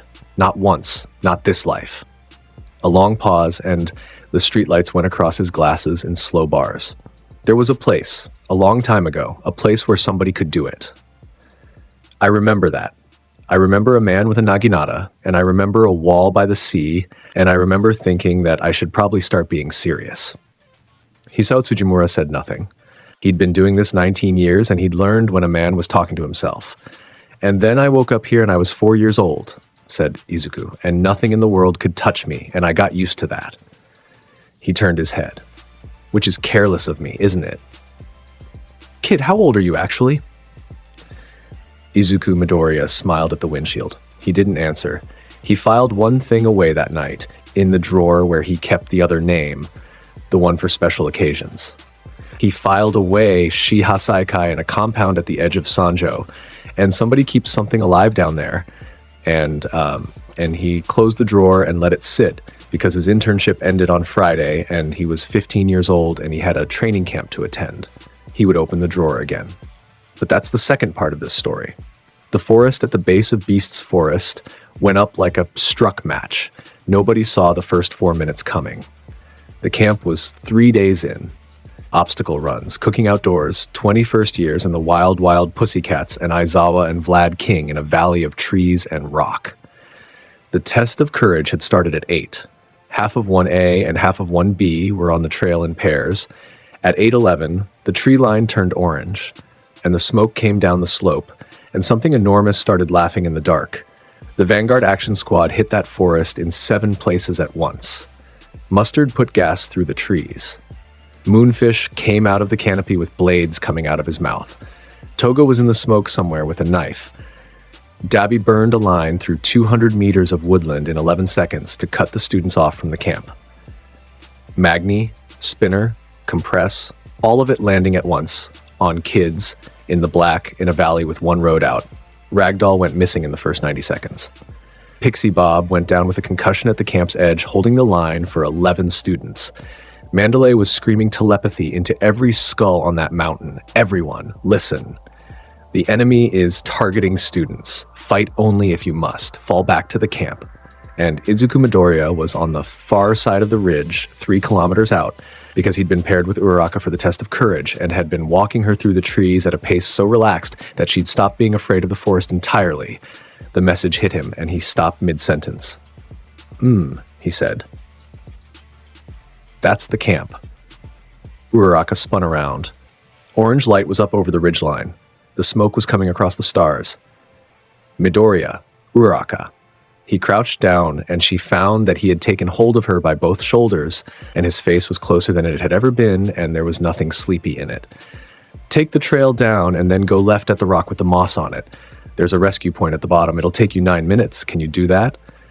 I can fight. I know you can. He said it instantly, and he meant it, and it stopped her cold. You are one of 11 people in that class I'd want at my back, but there's a villain up there who's been killing people since before you were born, and I'd like you to go left at the mossy rock. His thumb pressed her shoulder once. Please, please. Ochaku Uraraka looked at him and swallowed. Come back, she said. Ooh! He stood up. I'll come back, and I'll be very annoying about it. Then he wasn't there. There was a line of gold that went up out of the trees at a slant and struck the underside of the smoke layer and left an after image burned across her vision. And the wind of it knocked her hair straight back and pulled leaves off 11 trees, and Ochako Uraraka stood alone in a burning forest and then turned and ran left at the mossy rock. What Izuku found on that mountain in the 4 minutes that followed was this. He found Mustard's gas cloud smothering 4 students in a hollow, and he came through it as light and reformed with a boy under each arm and put them clear on the ridge, and then went back for the other 2, and then went back for Mustard himself, who was in a gas mask up a tree and who lost consciousness because a hand closed on his ankle, and the world became extremely fast for approximately 1/10 of a second, and then became a tree trunk. He found Moonfish in the canopy above Bakugo and Kirishima with 40 blades of extended teeth spread out like a spider's legs, and he came in from above and took every blade off at the root with the back of his hand. And Moonfish went into the ground with a foot on his chest, and a boy in a yellow suit crouched over him saying, that's a very unpleasant quirk. Please go to sleep. Bakugo, standing in the smoke, screamed something obscene at him about interference. Ooh, good evening, Bakugo, said Izuku, and went straight up through the canopy. He found Dabi's firewall, 200 meters of blue flame between the students and the camp. And he flew the length of it at head height looking for the man who'd made it. And Dabi looked up and saw a boy in a yellow suit drifting past inside his own fire, unburned, examining him with mild interest. The 2 of them regarded each other for a full second. Ha, said Dabi. Your flame is very blue, said Izuku Midoriya. That's efficient combustion. Somebody taught you that. And then Mandalay's voice hit every mind on that mountain, and it wasn't a briefing this time. It came in ragged and it came in wrong. Kota! Kota is on the cliff, somebody. He's up at the overlook. He's with one of them. Izuku Midoriya's head turned. Dabi watched a boy vanish from midair with a crack that pushed a wall of hot air down the length of his firewall and put half of it out. The cliffside overlook was 2 kilometers away, 500 meters up, a flat outcrop of rock over a 100-foot drop into the valley. There was a secret spot up there under an overhang where a 6-year-old boy had been going all summer to be alone because he hated heroes, because heroes had killed his parents, because there was nowhere else in the world where nobody talked to him about it. Kota Izumi was standing with his back to the drop. In front of him was a man who filled the whole outcrop. Muscular's quirk was called muscle augmentation, and the name undersold it enormously. What stood in front of the child was a body that had multiplied its own fibers past every ceiling a human frame is rated for. Arms as thick as the trunks of the pines behind him. A chest that had layered over itself so many times the skin had split and reformed and split again. One eye gone from an old fight and the socket packed with knotted red tissue. He was grinning. He'd been grinning for 9 minutes. "You look like her," he was saying. "Your mom, water hose, right?" "Both of them. Man," she screamed. Kota's teeth were locked together. He couldn't make a sound. He had backed up until his heel found the edge and he couldn't back up anymore. "Hey," said Muscular. "Hey kid, don't cry yet. We're just getting to the good part." Something came down through the smoke. It was very small. It came down out of the black canopy the way an ember does, drifting, taking its time, a single grain of gold light no bigger than a firefly, and it floated between the child and the villain and touched the rock. And then it was 6'3".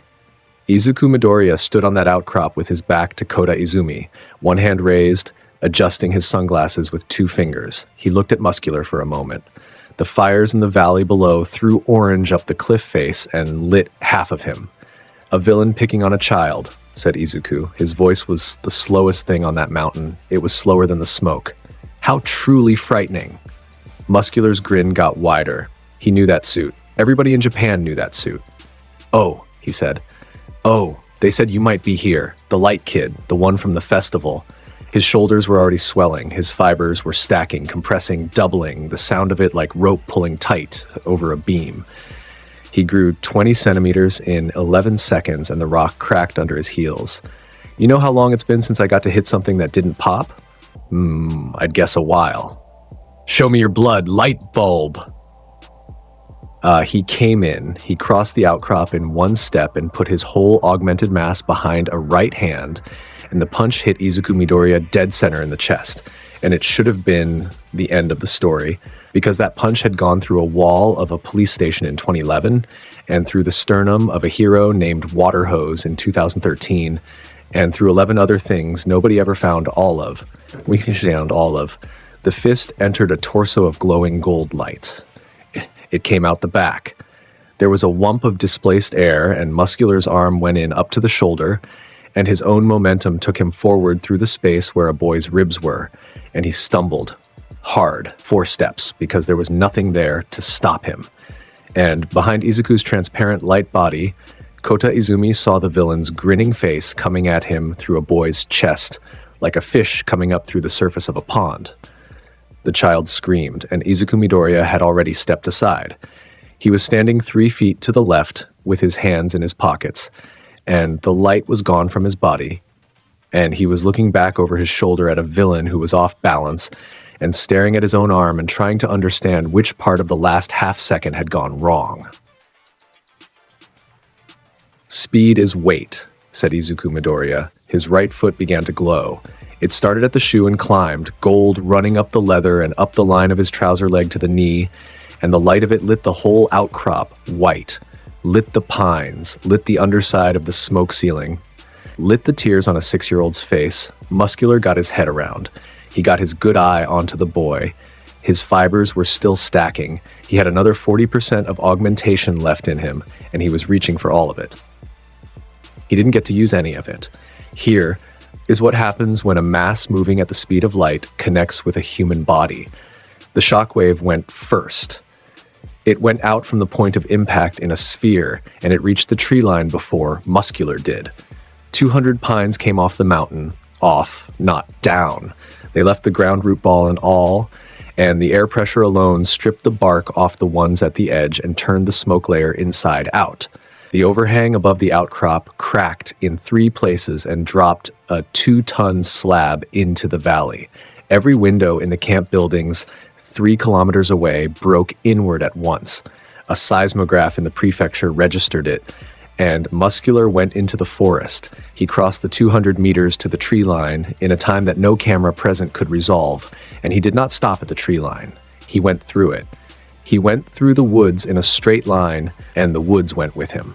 100 meters of trees, then 200, then 4. A channel opening through Beast's forest as if something had drawn a ruler across it.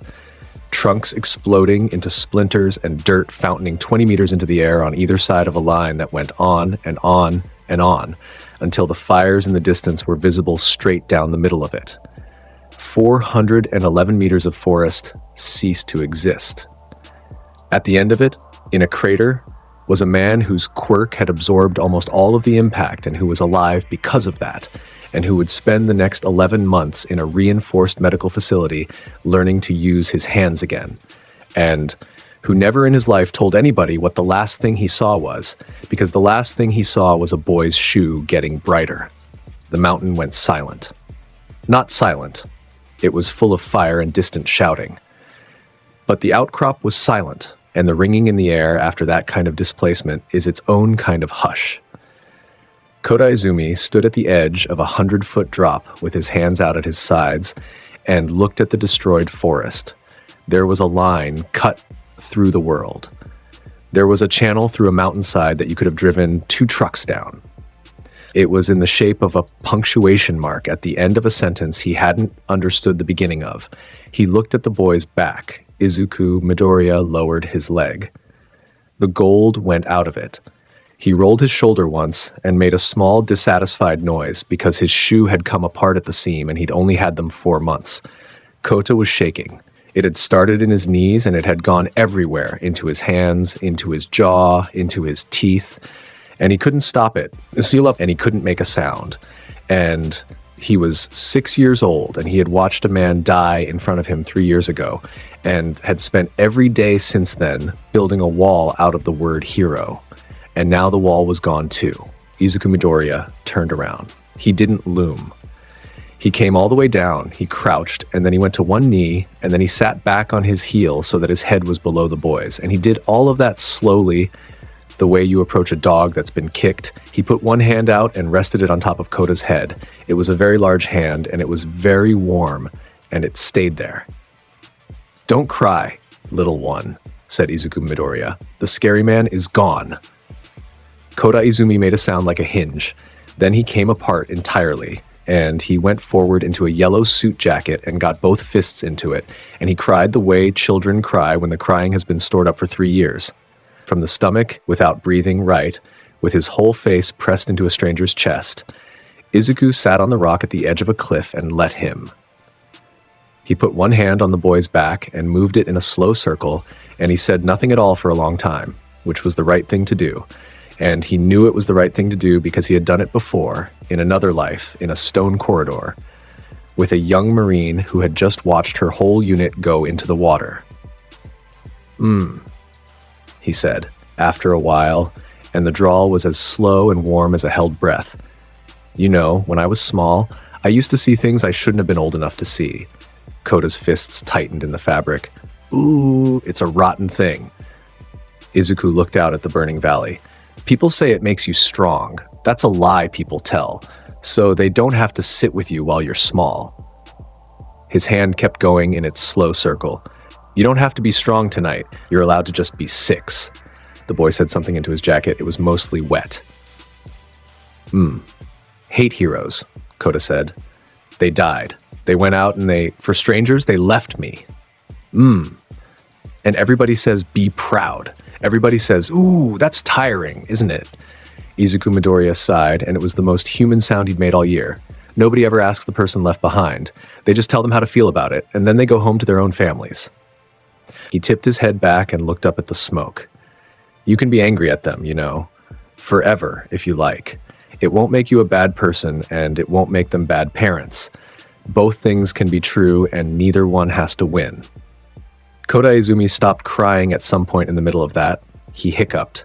He rubbed his face on a very expensive-looking sleeve, which was fine because the sleeve had a bullet hole and a scorch mark on it already.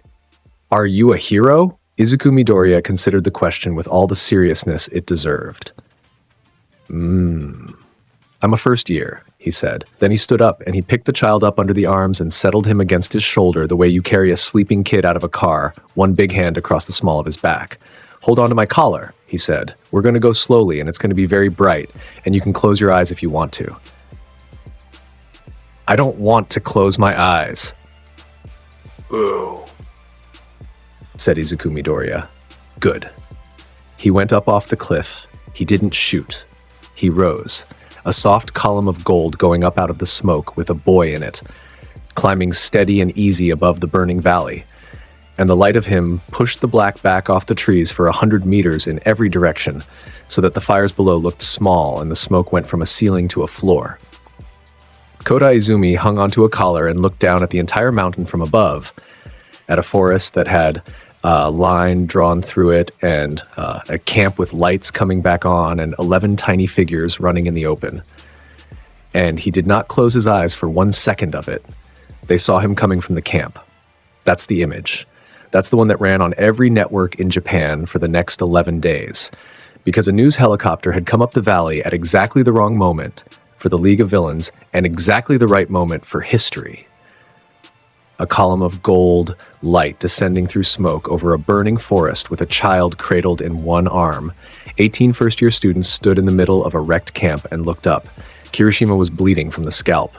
Bakugo had one sleeve gone. Todoroki had frost up to his elbow and a burn on his neck. Uraraka, who had come up from the rescue point 4 minutes earlier and had been looking at the sky the entire time, made a sound and pressed both hands over her mouth. Ida took his glasses off and put them back on. Mandalay came running out of the mess hall with blood on her costume and stopped dead in the open ground. And when she saw what was in the light's arm, her legs went out from under her and she sat down in the dirt. The gold touched down in the middle of the camp with a soft click of dress shoes on gravel. Izuku Midoriya set the boy on his feet. Kota stood there for a second, and then he ran, and Mandalay caught him with both arms and made a noise that no one who heard it ever repeated. And there, at the edge of the light, stood Shota Aizawa. He was wrapped in bandages from the USJ that hadn't finished healing, and he had a fresh cut across the cheekbone, and his capture weapon was hanging in shreds. He had spent 11 weeks building a private, professional, extremely rigorous theory about the student in front of him. He had written it out. He had a whole framework. A boy with an overwhelming quirk and a bored disposition and a dangerous absence of ideology, a talent to be watched, a risk to be managed, a case file. He looked at a 15-year-old boy in a ruined yellow suit with a bullet hole in the shoulder and a child's tears drying on the lapel, who had crossed 3 kilometers of burning mountain in an instant because he'd heard a name he barely knew, and who was now yawning behind his fist. And every assumption Shota Aizawa had walked into that valley with came apart in his hands. It wasn't fear. It's important that it wasn't fear. It was the specific, uncomfortable, whole-body recognition of a man who realizes he has been evaluating something using entirely the wrong instrument, that he'd been measuring a lighthouse with a ruler and writing down the numbers. Midoriya, he said. Good evening, Sensei. Izuku straightened his jacket and then looked down at it and then looked at the bullet hole and the burn and the sleeve and made a small resigned face. Ooh, I've had this 3 months. There's 400 meters of forest missing. Is he alive? He's alive. Izuku adjusted his sunglasses. He shouldn't be, and he is, and I checked, and that's the part I'd like on the report. Aizawa closed his eyes for a second. He let out a breath that had been sitting in his chest since 8/11. Get to the medics, he said. That shoulder is infected and you know it. That's from last week. That's from last week? Get to the medics, Midoriya. Yes, Sensei. The camp came back together slowly, the way camps do. The pros arrived, and then the police, and then the press helicopters, and somewhere in the confusion, Ochako Uraka got both arms around a very tall boy's ribs and squeezed hard enough to hurt herself and said, "You said you'd be annoying about it," into his shirt, and he said, "Ooh, I'm getting to that part." And she laughed with her face still hidden.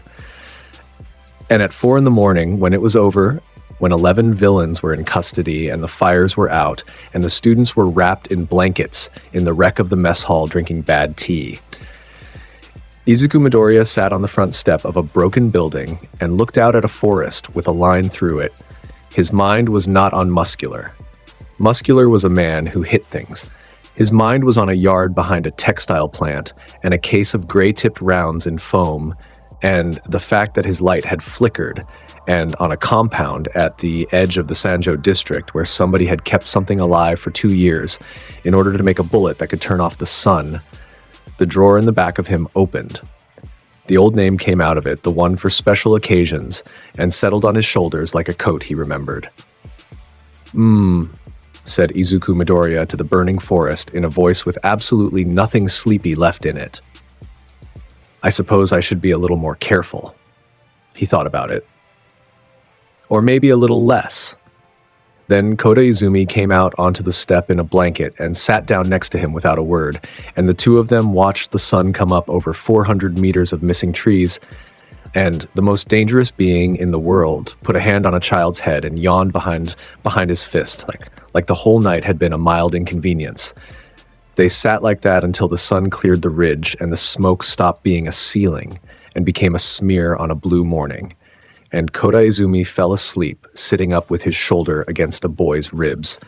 And Izuku Midoriya let him, because a child who has cried for 40 minutes has earned whatever comes next. Down the slope, the wild pussycats were counting heads for the 4th time. Somebody's phone was ringing in the wreck of the mess hall and had been ringing for 11 minutes because nobody could find which bag it was in. 2 paramedics were arguing about whether Kirishima needed stitches, while Kirishima insisted he had never felt better in his life. A police drone hung over the tree line with its rotors sounding thin in the cold, and 411 meters of Beast's forest lay in a channel with the topsoil turned over on both sides like a plow had gone through. And every pro-hero who walked out to the edge of it did the same thing in the same order. Stopped, looked down the length of it, looked back at the outcrop it came from, and did the mental sum, and then had to sit down on something. At 6:04 in the morning, a news helicopter out of the prefectural station came up the valley at 800 feet with a stabilized camera and a pilot who had been flying traffic reports for 9 years. What he got was 41 seconds of a column of gold light coming down out of the smoke over a burning forest with a child cradled in one arm, and by 6:40, that footage had a title card on it, and by 7:15, it had been rebroadcast on every network in Japan, and by noon, it had a name people used in shops and on trains, which was the gold light at the camp. The country split before lunch. Half of it fell in love. There were people who watched those 41 seconds and cried at their kitchen tables without being able to say why, and people who set it as their phone background, and a woman in Nagoya who watched it 11 times before she left for work and told her coworkers, honestly, that it was the most beautiful thing she had ever seen a human being do. The other half asked a harder question, and they asked it loudly on afternoon panel shows with their names in yellow boxes at the bottom of the screen. Why was a first-year student the one who handled it? Where were the professionals? Who authorizes a 15-year-old to remove 400 meters of protected woodland?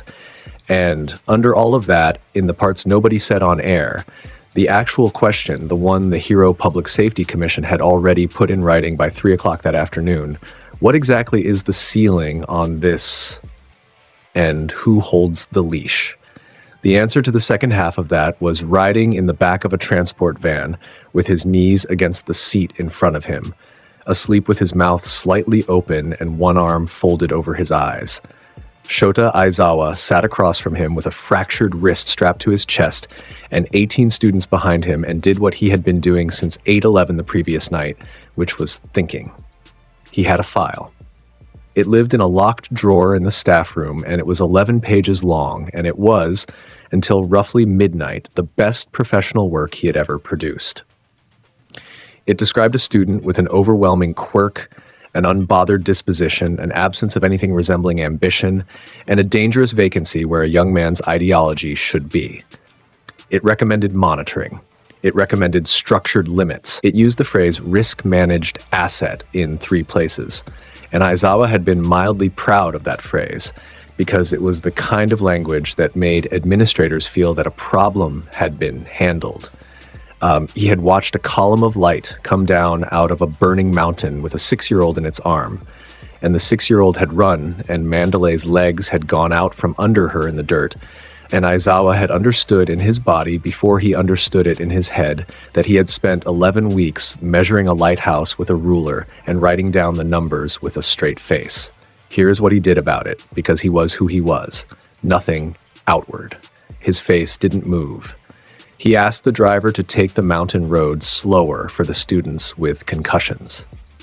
He noted that Midoriya's shoulder wound was inflamed and that the boy had cauterized it himself with a fraction of his own quirk 9 days ago in a loading yard and had mentioned it to nobody. He noted that the boy had shielded the exact student most likely to argue with him about it by getting down on one knee, saying please, and lying about the mossy rock's distance to buy her 9 minutes. He noted, and this was the part that stayed with him, that the boy had gone up the mountain in a straight line toward a name he had heard exactly twice in his life. The file was going to be rewritten. Aizawa already knew the first line of the new version, and he hated it, because it was unprofessional and imprecise and true. He is decent, and that is the only reason any of this is survivable. Somewhere near the bottom of the mountain, the van hit a pothole, and Izuku Midoriya woke up without moving anything except his eyes. He didn't sit up. He lay there with his forearms still over his face and looked out from under it at a strip of window and a sky going pale over the pines. And the thing he was thinking about had nothing to do with Muscular. Muscular was a man who hit things. There was a version of Muscular in every world Izuku had ever stood in, and they were all built the same way, and they all ended the same way, and there had never been a reason to keep any of them in the front of his mind. What he was thinking about was a loading yard behind a defunct textile plant, and a metal case sitting open on a tailgate with rows of gray-tipped rounds in cut foam, and the sound his own body had made when one of them went in. A struck match, a lamp guttering when the current dips, a lifetime of untouchability hiccuping for a quarter of a second, and the shape of a bruise on the underside of a 15-year-old boy's shoulder that his mother had asked about and he had said was from training. Somebody had made that. Somebody had sat down with intent and made a thing that turned off the sun. The drawer in the back of him, the one where he kept the other name, the one for special occasions, that drawer had a second compartment in it now, and the second compartment said Shie Hasaikai, and a compound at the edge of Sanjo, and whatever they use has to be alive, and it has to be small, and it has to have been there a long time.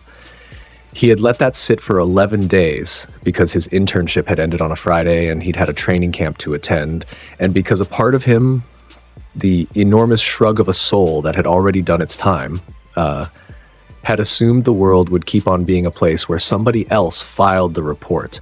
Then a man had put a fist through his chest on a cliff edge and grinned at a child about how his mother screamed.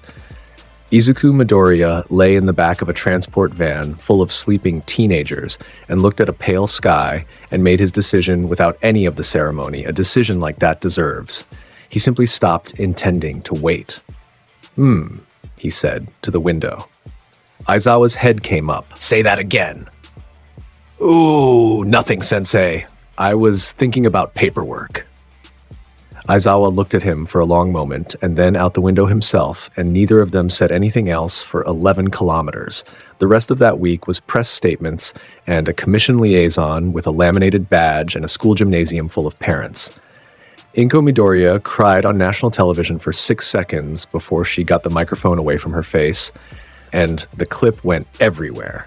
And Izuku sat next to her on a folding chair with his hand flat on her back, and answered 9 questions in the drawl, and the room got softer every time he opened his mouth, which is the thing that frightened the liaison most in the whole 2 hours. 3 weeks later, at 4 in the morning, on the last Thursday before the second term, a very tall boy in a brand new yellow suit stood on a service road at the eastern edge of the Sanjo district, looking at a concrete wall. The new suit had been a gift from his mother and an insurance claim. The old one had ended the camp with a bullet hole, a burn, a hand-shaped smear on the lapel where a 7-year-old with wet hands had grabbed on, and a smell that no cleaner in Musutafu would take responsibility for. He had kept it in the back of his closet, and he had transferred exactly one thing out of the breast pocket, which was a folded receipt from a stadium concession stand. And the compound was 8 buildings behind one wall. A warehouse, a garage, a stone-fronted main house that had been beautiful sometime around 1930, and 5 structures whose blueprints existed nowhere in any prefectural office because they had been poured after the paperwork was filed. There were 4 men walking a perimeter with radios and the specific board competence of men who had been walking it for years. There were 16 cameras. There was a shrine gate at the front with the family crest on it, 8 generations of it, worn smooth at the base by the hands of men who touched it on the way in for luck. Luck. Izuku stood on the service road with his hands in his pockets for 47 seconds. 47 seconds. It was the longest he had stood still since the mountain, and there was a reason for the length of it, and the reason had a name. He had gotten it out of a bar owner in Sanjo 11 days earlier, a woman of 60 named Machida, who ran a 6-seat place under a stairwell, and who had spent 19 years feeding Hisao Tsujimura for free and telling him almost everything. She had gone silent when Izuku sat down. She had poured him barley tea because he was 15. And when he had asked her the question, the way he asked things, slowly from the side, as though the answer were a small favor and she could refuse it. She had put both hands flat on her own bar and looked at them for a while. "There's a girl," Machida had said. "Chisaki's got a girl in there, says she's his daughter, says it in the room out loud to men who know she isn't." How long? Since she was 4? 5. She had wiped the same clean spot 3 times. Kirishima Yu drank in here before he got moved up. He came in one night and he had the shakes and he wasn't drunk yet. And he said they take her apart. That's the word he used. Take her apart and put her back and take her apart again. And the parts are what they sell. She had stopped wiping. And she doesn't scream anymore is what he said. That was the part that got him. She used to and now she doesn't. Izuku Midoriya had sat on that stool with his hands around a glass of barley tea and had said nothing for a while, and Machida had said later to Tsujimura that the lights in her bar had brightened slightly and then gone back to normal, and that she had checked the bulbs afterward and found nothing wrong with them. So 47 seconds on a service road at 4 in the morning. Then he took his hands out of his pockets, which was a thing that had happened 3 times in his life in this world, and he said to a concrete wall and nobody else, in a voice with the drawl in it and something enormous underneath the drawl, I've been very slow about this. That's a bad habit of mine. He went over the wall as a line of gold and reformed, standing on the gravel of the inner yard, K-Dis in the open under a floodlight, in a yellow suit, and he waited for someone to notice him. It took 11 seconds. The first man to see him was named Sakaki, and he had been with the family for 6 years, and he had a quirk that let him grow bone plates across his forearms. And what he did was exactly what he had been trained to do, which was to key his radio and then draw. The radio got out 1 syllable. Izuku raised his index finger the way a man raises it to say, "Your bus is here," and a needle of gold left his fingertip and went through Sakaki's sternum and out through the back of him and into the garage door behind. And the hole in the garage door glowed at the edges for 1.5 seconds. Sakaki went down onto the gravel with his bone plates half formed and his radio still keyed, and the sound that went out over the compound's channel was a man's last breath, and then a rattle of stones. Izuku lowered the finger. He looked at the man on the gravel for exactly as long as it took to confirm what he already knew. "You should have taken the exit when it was offered," he said, "and the awful thing about it, The thing that Hisao Tsujimura would later hear on the recovered radio log and have to leave the room over was that he said it gently, almost regretfully. The way you speak to a dog that has bitten the wrong hand. Then the compound woke up. They had drilled for a hero raid. They had drilled for it for 2 years, since the day their new boss started selling something that would eventually bring the whole country's attention down on them, and their drill was a good one. Seal the main house, funnel intruders into the corridor between buildings 4 and 5, put shooters on the second floor windows on both sides, and let the corridor do the work. 19 men got into position in under a minute, which was excellent, and it made no difference of any kind. Izuku Midoriya went down that corridor as light. They fired into it.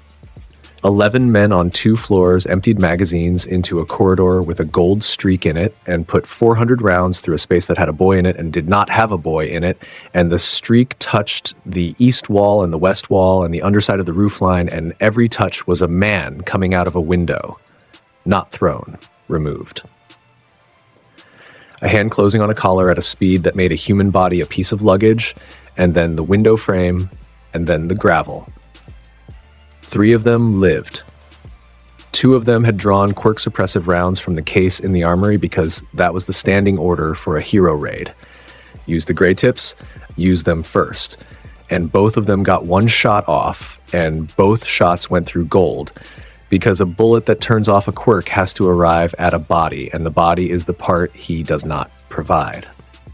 The second one, a man named Tabuchi, got the gray tip into the wall an inch from Izuku's reforming shoulder, and the boy stopped. He actually stopped. He stood in the corridor in the middle of it and turned his head and looked at the round buried in the concrete, and he looked at the man holding the gun, and he tilted his head about 15 degrees. "Ooh, that's interesting," he said. "For a second there, I thought you might actually be dangerous." Tabuchi ran. Everybody ran, eventually, in every world, and Izuku had never once understood the reasoning.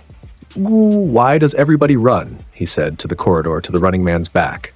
"The light is faster. It's always faster." He caught him in the doorway of Building 5 with a hand on the back of the neck and put him into the floor without ever having occupied the distance between them. And Tabuchi lived, and would testify for 4 days in a closed session 11 months later, and would say under oath that he never saw the boy move, that there was no motion involved, that one moment he was running, and the next moment, the floor was the ceiling. Then, Izuku went into the main house, and inside the main house was chronostasis. Hari Kurono had been at Kai Chisaki's side since they were both small enough to be beaten for it.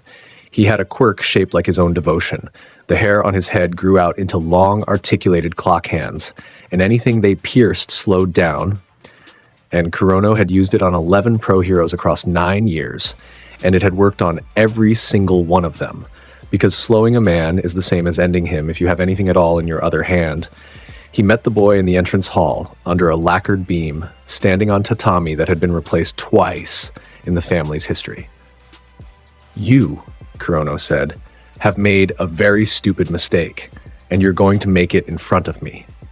His hair came off his shoulders in 8 lines, every clock hand hit. 4 in the chest, 2 in the throat, 1 through each shoulder. A full spread delivered by a man who had practiced this in a courtyard every morning for 2 decades. And they went into the yellow suit jacket and out through the back of it, and the fabric didn't even tear, because there was nothing there to catch on. Izuku Midoriya looked down at 8 clock hands passing through the golden light where his chest should have been. He looked at them the way a man looks at a novelty pen he's been handed at a conference. Then he looked up at Kurono over the tops of his sunglasses. "Ooh, you should have run when you had the chance," he said. "Now neither of us gets to." The laser went through Kurono's right shoulder at the joint and cauterized as it went, and the arm stayed attached and stopped being an arm, and Hari Kurono hit the tatami on his back with the smell of himself in the air and the clock hands going slack all over the floor like cut rope. He was awake. Izuku had arranged that on purpose. "Stay there," Izuku said, stepping over him, "and someone will come for you in about 90 minutes. If you get up, I'll hear it." He found the stairs down. The Shihasaikai compound had 4 subterranean levels, and none of them were on any plan filed with the city. The first level was storage and a shooting range. The second was laboratory space, and Izuku walked through it slowly with his hands back in his pockets, reading. There were centrifuges, there were racks of vials with hand-inked labels. There were 3 chalkboards covered in the handwriting of a man named Kyudai Garaki that Izuku photographed with a school phone in a school-issued case, all 11 boards worth, because a part of him that had read requisition forms for decades knew that the boring evidence is what actually kills an organization. The third level was cells, and they were empty, and they had been used. The fourth level was where Kaichisaki was waiting for him, in a wide concrete room with a drain in the middle of the floor, wearing a plague mask and a suit and yellow gloves, with his hands out of his pockets and his shoulders very square. "Do you know," Chisaki said, "how long it takes to build something that lasts 8 generations? I've seen a few," said Izuku. "You came into my house." "Ooh, that's true." Izuku looked around at the room, the drain, the reinforcement, the way the walls had been poured to be reshaped. "And it's a nice house. The upstairs is lovely. Down here has a smell." Chisaki's eyes went wrong above the mask. "Do you have any idea what you've walked into, boy?" Izuku adjusted his glasses with 2 fingers. "A building where a man keeps a child in a cupboard so he can sell what comes out of her." Kai Chisaki touched the floor. Overhaul is, on paper, one of the strongest quirks in the recorded era, and it takes matter apart at a touch and puts it back in whatever configuration the user can imagine. And Chisaki's imagination had been shaped by 19 years of using this room for exactly this purpose. And what happened next was not a fight so much as an architectural event. The floor came up. It came up in a wave of jointed concrete spikes as thick as tree trunks, 11 of them, converging on the space a body occupies. The walls came off their footings and closed like hands. The ceiling grew downward in a lattice, and the whole room reconfigured itself into a cage with the inside of the cage full of moving stone. And it did all of it in under a second, because Chisaki had done it 1,000 times, and because it had killed 11 men in that room over the years and had never taken more than 1 attempt. The stone met in the middle. The sound of it was enormous, a whole building's worth of mass hitting itself, and dust blew out across the drain, and Kai Chisaki stood with 1 hand flat on the floor and breathed out through the filter of his mask. Then a hand came out of the ceiling. Just a hand at the wrist, coming down through solid poured concrete with gold light bleeding around the edges of the hole, and then a forearm, and then a shoulder and a head, and a boy in a yellow suit slid down out of the roof of that room like a man stepping through a curtain, and he came to rest standing on the top of Chisaki's own cage with his hands in his pockets, and he looked down. He said. "You reshape the surfaces. That's the whole thing, isn't it?" Chisaki's palm hit the wall, and the wall reached for him. Izuku became a line of gold. It bounced off the reforming stone, off the ceiling, off the flat of a rising spike, and every bounce printed a scorch mark shaped like a footprint on the concrete. And it came out of the 4th ricochet as a boy standing directly behind Kai Chisaki with 1 hand raised. He didn't fire. He pushed. 2 fingers between the shoulder blades and a pop of white, and Chisaki crossed the room and hit the far wall and reshaped it into a cradle mid-flight, so that it caught him instead of breaking him, which was, honestly, extraordinary reflex work. "That was good," Izuku said with real appreciation. "You've been practicing." Chisaki tore the floor open under his own feet and dropped. He fell 3 meters into the sub-basement he had built for exactly this, a sump level with a false ceiling and 11 tons of loose aggregate he could use like ammunition. And he landed on his feet in the black with his hands out and his breath loud in the mask. Something came down through the hole after him. It came slowly. It didn't drop. A single grain of gold light drifted down through the broken concrete, taking its time, and it filled the whole sub-basement with a light like a held breath. And Kai Chisaki looked up at it, and for the first time since he was 11 years old, felt a thing in his stomach that he had spent his entire life removing from other people. Then it was 6'3", and it was standing on his aggregate pile, and it was adjusting its sunglasses. "This is very deep," said Izuku Midoriya. You dug all this and you still built the exit on the far side. That's the part I keep thinking about. Chisaki fused with the wall. That's the short version. The long version is that Kai Chisaki reached out with both hands and took hold of the structure of his own compound and the body of the man who had been standing on him in the sump, a Hasai Kai enforcer named Hojo who had been waiting there since 3:50 in the morning under orders, and he put them together with himself and he stopped being a man in a suit. What stood up in the sub-basement was 4 meters of grafted matter with a plague mask somewhere near the top of it and 11 arms. Some of them Hojo's and some of them assembled out of rebar and stone and the recycled remains of the room. Its arms went into the concrete on both sides and dragged more of the building into itself as it rose. The ceiling came down in slabs and became shoulders. It filled the space and then made the space bigger. Izuku Midoriya watched all of this with his head tilted and his hands in his pockets, and the expression of a man watching a restaurant take an unusually long time with the second course. When it was finished, when the thing that had been Kai Chisaki turned its whole assembled mass toward him and 11 arms came up, he sighed. It was a small sigh. It was the sigh of a man who has looked at his watch. I'm going to need you to hold still, he said. This will be very fast on my end.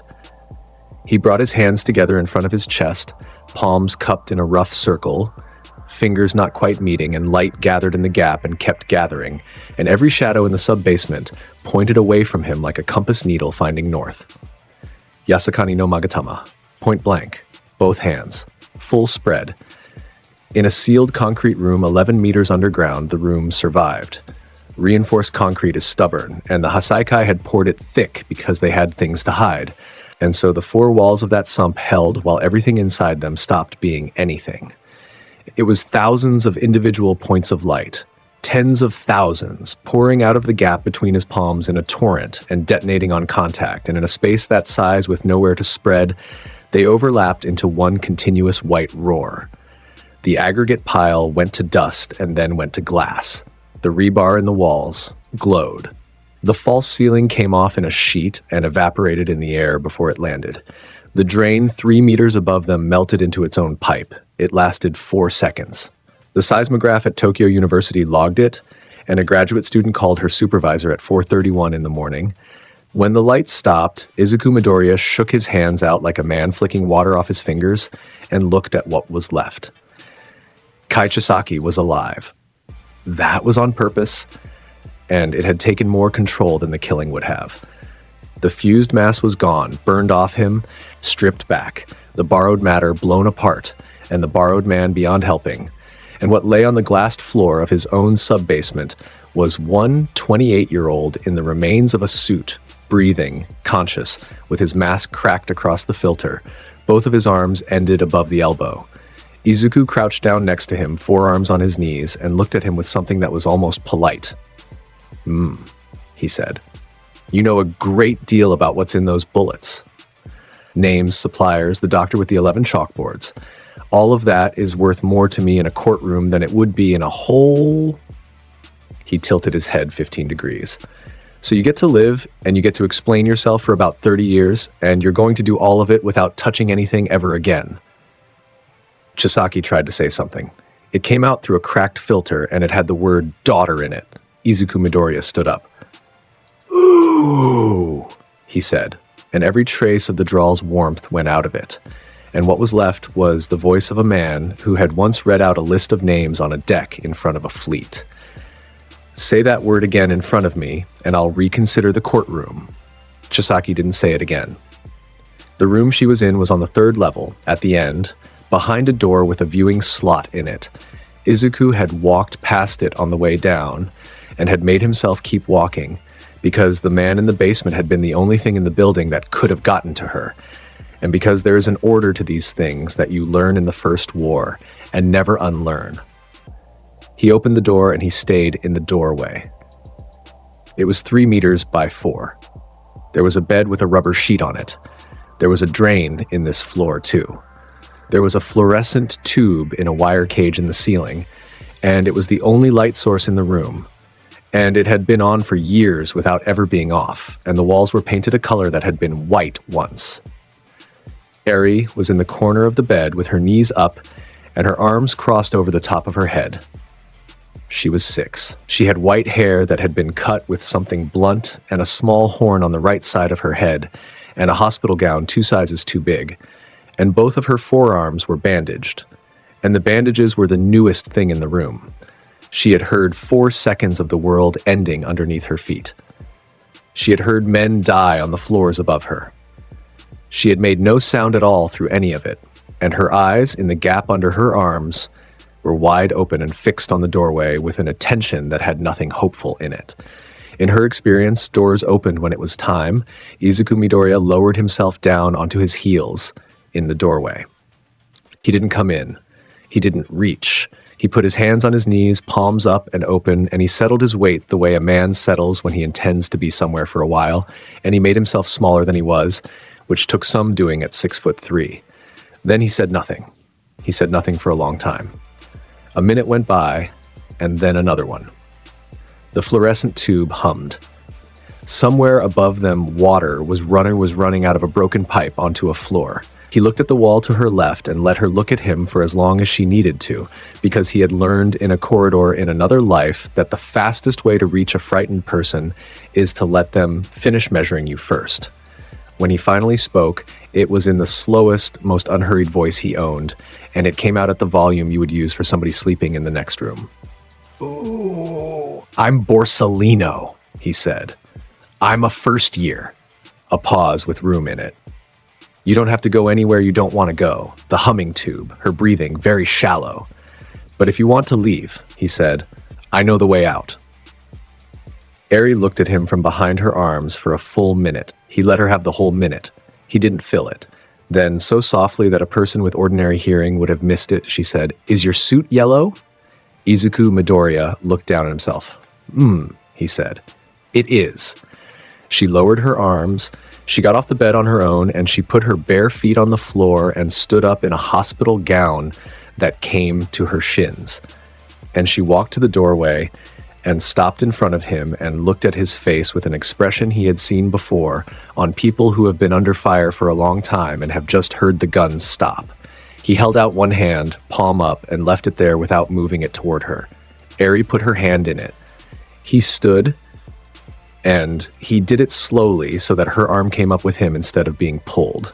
And then the two of them walked out of that room and up 3 flights of concrete stairs. A very tall boy going at the pace of a 6-year-old who had not walked more than 4 meters in a straight line in 2 years, and a small girl in a hospital gown holding 2 of his fingers because her hand couldn't manage the whole thing. There was no gold light. He didn't fly her out. He walked, and he took the stairs one at a time, and when they came up into the ground floor hallway of the main house, the overheads were on, and she turned her face away and shut her eyes hard. And he stopped. "That's too bright, isn't it?" he said. He raised his free hand and pointed at the ceiling and put 4 fluorescent fixtures out with 4 needles of gold, one after another, and the hallway went to gray, and Eri opened her eyes. They walked out through the front door of the Shi Hasaikai compound at 4:52 in the morning, past a shrine gate with 8 generations of a family crest on it, and Izuku sat her down on the low stone wall by the gate and took off his suit jacket and put it around her, and it went past her feet. Then he went back and stuck a post-it note on the front door. The pro-heroes arrived at 5:31 because Hisao Tsujimura had received a text at 4:55 that said Sanjo Compound. Send the ambulance first, and had made 11 phone calls in 6 minutes, some of them to people who had never taken his call before. What they found was 9 Hasaikai members unconscious in a corridor, 4 dead on gravel and tatami, a man with a ruined shoulder lying exactly where he'd been told to lie, a sub-basement that had become a glass bowl, and Kaichisaki in the middle of it. They also found a yellow square of paper on the front door, in handwriting that was neater than anyone expected. "There's a child inside who needs a hospital. She's sitting on the wall by the gate, and she gets to decide who touches her. The man responsible is in the bottom level. He has 2 arms and neither of them works now. I tried to keep it in one room. Borsalino. First year, Uenezu had that note framed. He put it on the wall of his office behind his desk, at a height where visitors could read it while they were waiting for him to finish his tea. And when the commission's counsel asked him whether that was appropriate, the principal of U, A High School, smiled at her with all of his teeth and said that it was the single most useful piece of student work the school had produced in 19 years. The inquest ran 11 weeks. 4 deaths, all 4 armed, all 4 having discharged weapons at a licensed provisional trainee. And here the paperwork got very interesting very fast because Izuku Midoriya's provisional license did not exist yet on the morning of the raid, and the entire legal edifice of the Japanese hero system had a hole in it, exactly 1 boy wide. They settled it the way institutions settle things. They can't win. Quietly, with a great deal of language, and by giving him the license. Which is why in October he was standing in a stadium in the Hakata prefecture with 411 other students from every hero school in the country, taking the provisional hero license exam with his hands in his pockets and a yawn coming on. You are aware, Aizawa had said on the bus, that you're required to take this. You've read the exemption process. Ooh, I have, said Izuku from the back seat with his knees against the seat in front of him. It's 4 forms and a hearing. He looked out the window at a service station going past. This is 1 day, and there's lunch. The first phase was combat. Every examinee received 3 targets on their body, and the pass condition was to take 2 opponents' targets before yours were taken. And the field was a mock city district 11 blocks across. And there were 411 students in it who had all watched the sports festival. Every one of them had a plan for the boy in the yellow suit. That was the remarkable thing. Shiketsu had a plan. Ketsubutsu had a plan. Sei had 2 plans and a contingency. The plans were, without exception, variations on the same idea, which was that a light-based fighter has to reform somewhere, and if you saturate every somewhere with enough simultaneous pressure from enough angles, he has to make a mistake. The flaw in all of them was that you cannot corner light. And the deeper flaw was that they were fighting a man who had spent a career being the thing that arrives when your position is already lost. He didn't hurt them. This mattered to him, and the reason it mattered is worth writing down. These were examinees, and the part of Izuku Midoriya that had worn a coat with justice across the back for decades had a very clear sense of the difference between a threat and a young person in a training uniform. He had killed 4 men in a compound in Sanjo 3 months earlier without changing his facial expression, and in Hakata, he took a girl's wrist and turned her own thrown momentum into a soft landing and apologized about it twice. The Ketsubutsu team went first. 11 students, coordinated with a quirk user who could generate solid barriers and 2 long-range attackers behind him. They walled him into an intersection and closed from 4 sides, and the whole thing was, on video, genuinely beautiful teamwork.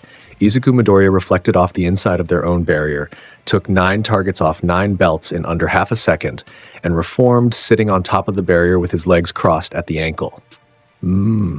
That was very tidy, he said down at them. Whose idea was the box? A boy raised his hand and then looked ashamed of having raised it. Ooh, it's a good idea. It would work on almost anything. 9 students sat down in an intersection at the same time and looked at their hands. Then Inasa Yorashi came for him, and the exam officials stopped scoring for 2 minutes to watch. The boy from Shiketsu was a wall of raw force with a voice on top of it, and he came down the avenue on a compressed column of wind that took the glass out of the storefronts on both sides, and what he did was not a plan. It was a declaration. He put 400 kilometers an hour of moving air into a corridor and tried to press a beam of light against a building.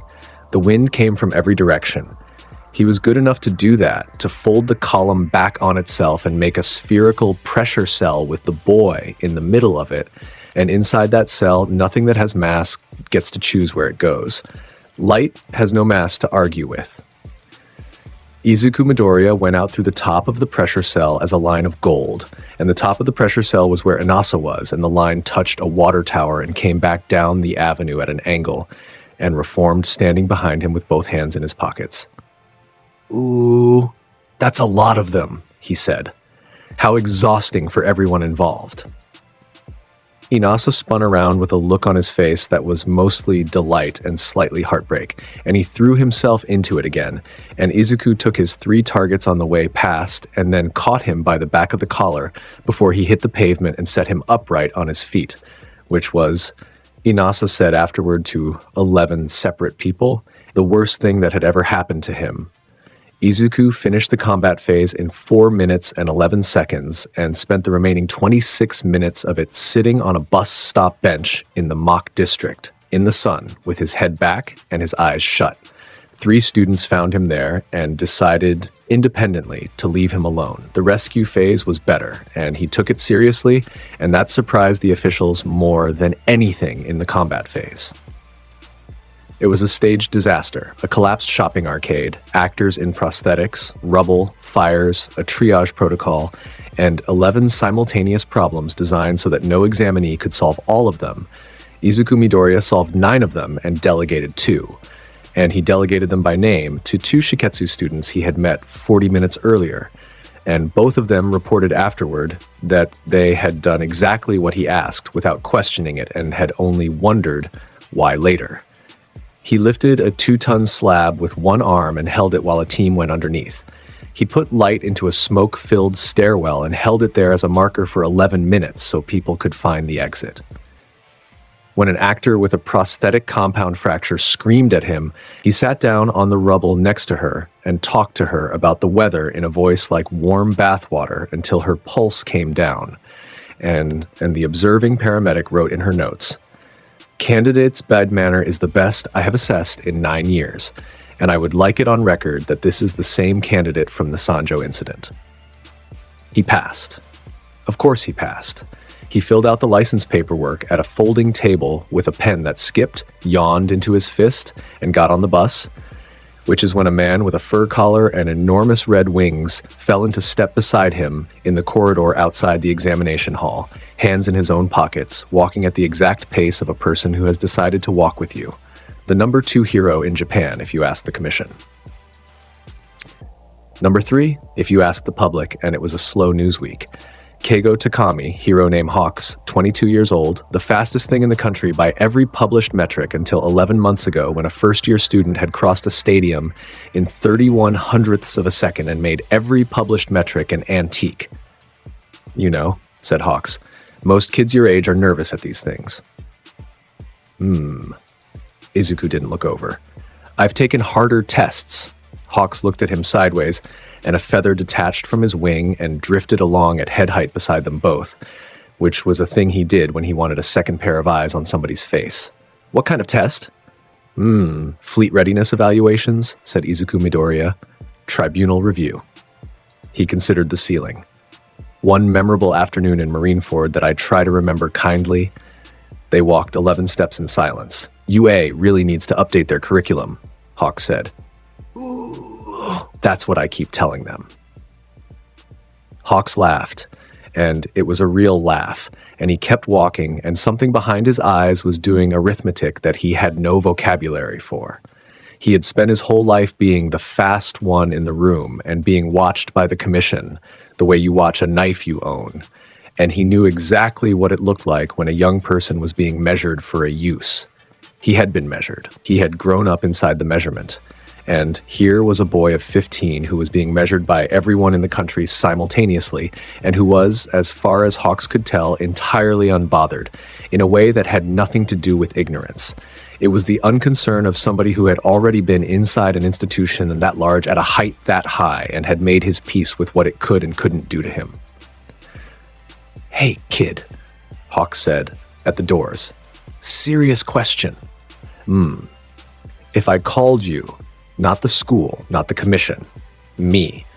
If something came up and I called you and I said, 'This one is bad,'" he tipped his head, "would you come?"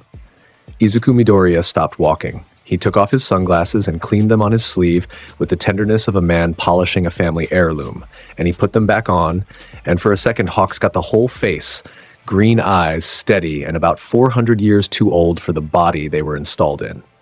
"Ooh, that depends entirely on how you say the word bad," he said. "But yes." He got on the bus. Hawk stood in the parking lot with his feathers moving in a wind that wasn't there and put the boy's number into a phone that had 11 people in it. Winter came. The world turned, and the axis it turned on was a young man made of hands. Nobody in the hero apparatus understood what happened between the training camp in February. There was a war in Deku City that 900 pro-heroes learned about after it ended. And by the end of it, the Meta Liberation Army, 116,000 members, a political movement with a philosophy and a fundraising structure and an actual magazine, had been swallowed whole by the League of Villains. And what came out the other side had a new name and a chain of command and 9 army-sized divisions, the Paranormal Liberation Front. 100,000 members and change. Tamura Shigaraki at the top of it, with his hands unhidden. Izuku Midoriya heard about it the way he heard about everything that required his attention, which is to say sideways, in scraps, out of conversations he wasn't supposed to be listening to. He was doing weekly work study with Bulwark, 3 afternoons in the Sanjo district, in a 19-year-old sedan with a rattling heater. And Hisao Tsujimura took phone calls with the boy sitting right there because he had stopped pretending that made any difference. And on a Thursday in February, Tsujimura hung up a call from a colleague in the Prefectural Intelligence Liaison Office and swore for 11 seconds, and Izuku said, from the passenger seat with his knees against the dash, they've got the doctor's research, haven't they? Tsujimura's head came around so fast he pulled something in his neck. Izuku mentioned it to Aizawa the next morning in the staff room, in the same tone he would have used to report a burnt-out bulb in the hallway.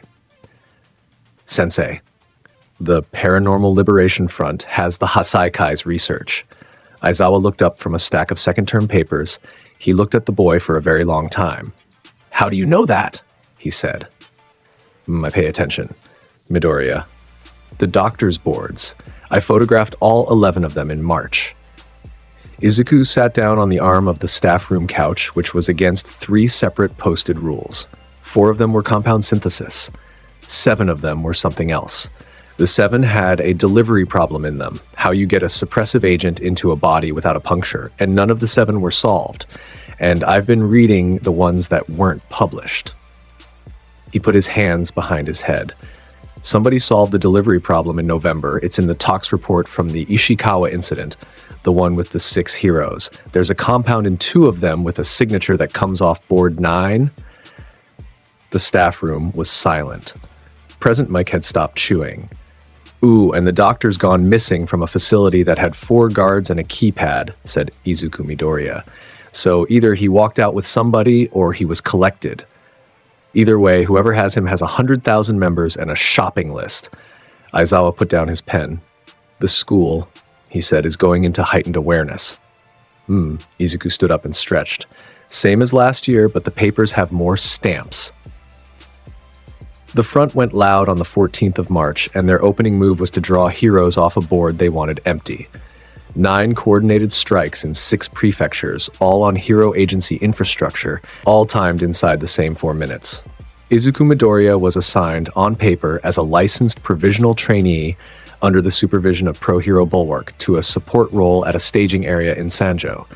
He was at the 3rd strike site before the Pro Heroes assigned to it, and this is where the country learned the 3rd thing about him, after he cannot be touched and he does not hurry. The 3rd thing was that he arrived.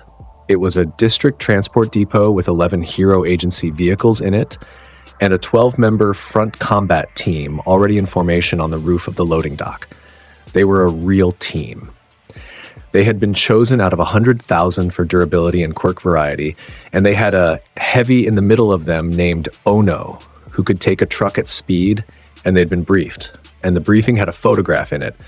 Izuku Midoriya came down onto the depot yard's asphalt with a soft click of dress shoes and looked up at 12 people on a roof. He looked at the one in the middle, and he tilted his head 15 degrees. I remember you, he said. From the briefing. You were supposed to be the scary one. The fight lasted 40 seconds, and it took 11 separate camera angles from the depot's own security system to reconstruct it afterward. 3 of the 12 went to hospital and stayed there through April. The other 9 were on the asphalt in a rough circle with their weapons broken at the receiver and their joints going the wrong way in ones and twos. And there was a gold streak in that yard that touched the loading dock and the fuel canopy and the side of a truck and came out of it as a boy walking toward the gate with his hands going back into his pockets. Ono, the heavy, got up. He was the only one who did. He got up out of a crater in the asphalt with his augmentation still running and one eye closed with blood because he had absorbed a lightspeed strike through 11 layers of hardened muscle and had, remarkably, survived the part that was survivable. Izuku stopped walking. He looked back over his shoulder. "Oh, you're still up?" he said. "That's impressive. Very briefly impressive." He put him down with a finger. By the 6th of April, the front had lost 11% of its combat strength in the field and had started building strategies around one variable, and the variable had a name in their internal traffic, and the name was not the light kid anymore. It was the yellow one, and it was said the way soldiers say a weather word. And in a burnt-out warehouse in the eastern industrial belt, a man with staples in his face sat on an overturned crate with 3 polished steel panels leaning against the wall beside him, and thought about the second, where a boy in a yellow suit had drifted through the middle of his own blue flame at head height and told him his combustion was efficient. Dabi had been thinking about that for 9 months. It's the only thing he had been thinking about that wasn't his father. He brought mirrors. That is the part everybody remembers about the second to last week of the war, and it's the reason Dabi is the only member of the Paranormal Liberation Front whose name gets said with anything like respect in the after-action seminars. He was the only one who understood what the problem actually was. Everybody else had tried to hit a man made of light. Dabi worked out that the man traveled by reflection, that the geometry of a room was his road network, and that if you could take control of the mirrors, you could take control of the road. He had 3 support members carry in 9 polished steel panels, 2.5 meters each, and set them on braced frames in a rough polygon in the middle of a rail yard at 11 at night, angled at each other. He calculated the angles himself, on paper, over 6 weeks, with a physics textbook he'd stolen from a school library. The idea was to box in the light, to close the corridor, to give a beam nowhere to exit that didn't feed back into the polygon, to force a collision between a thing and itself. Then he lit 200 meters of rail yard on fire to make sure somebody came. Izuku Midoriya arrived at 11:04 in the evening in the middle of dinner. He came down out of the black onto the gravel between 2 lines of freight cars with a napkin still in his left hand. And he looked at the fire, and he looked at the 9 steel panels standing in a polygon with a man in a battered coat waiting in the middle of them. He stopped. He said nothing for a moment, which was rarer with him than his voice. Then he raised the napkin and dabbed at the corner of his mouth and folded it and put it in his jacket pocket. I'd rather finish this before the second course gets cold," he said. "My mother made too much rice, you see?" "You know what these are," said Dabi. "Ooh, you thought this through."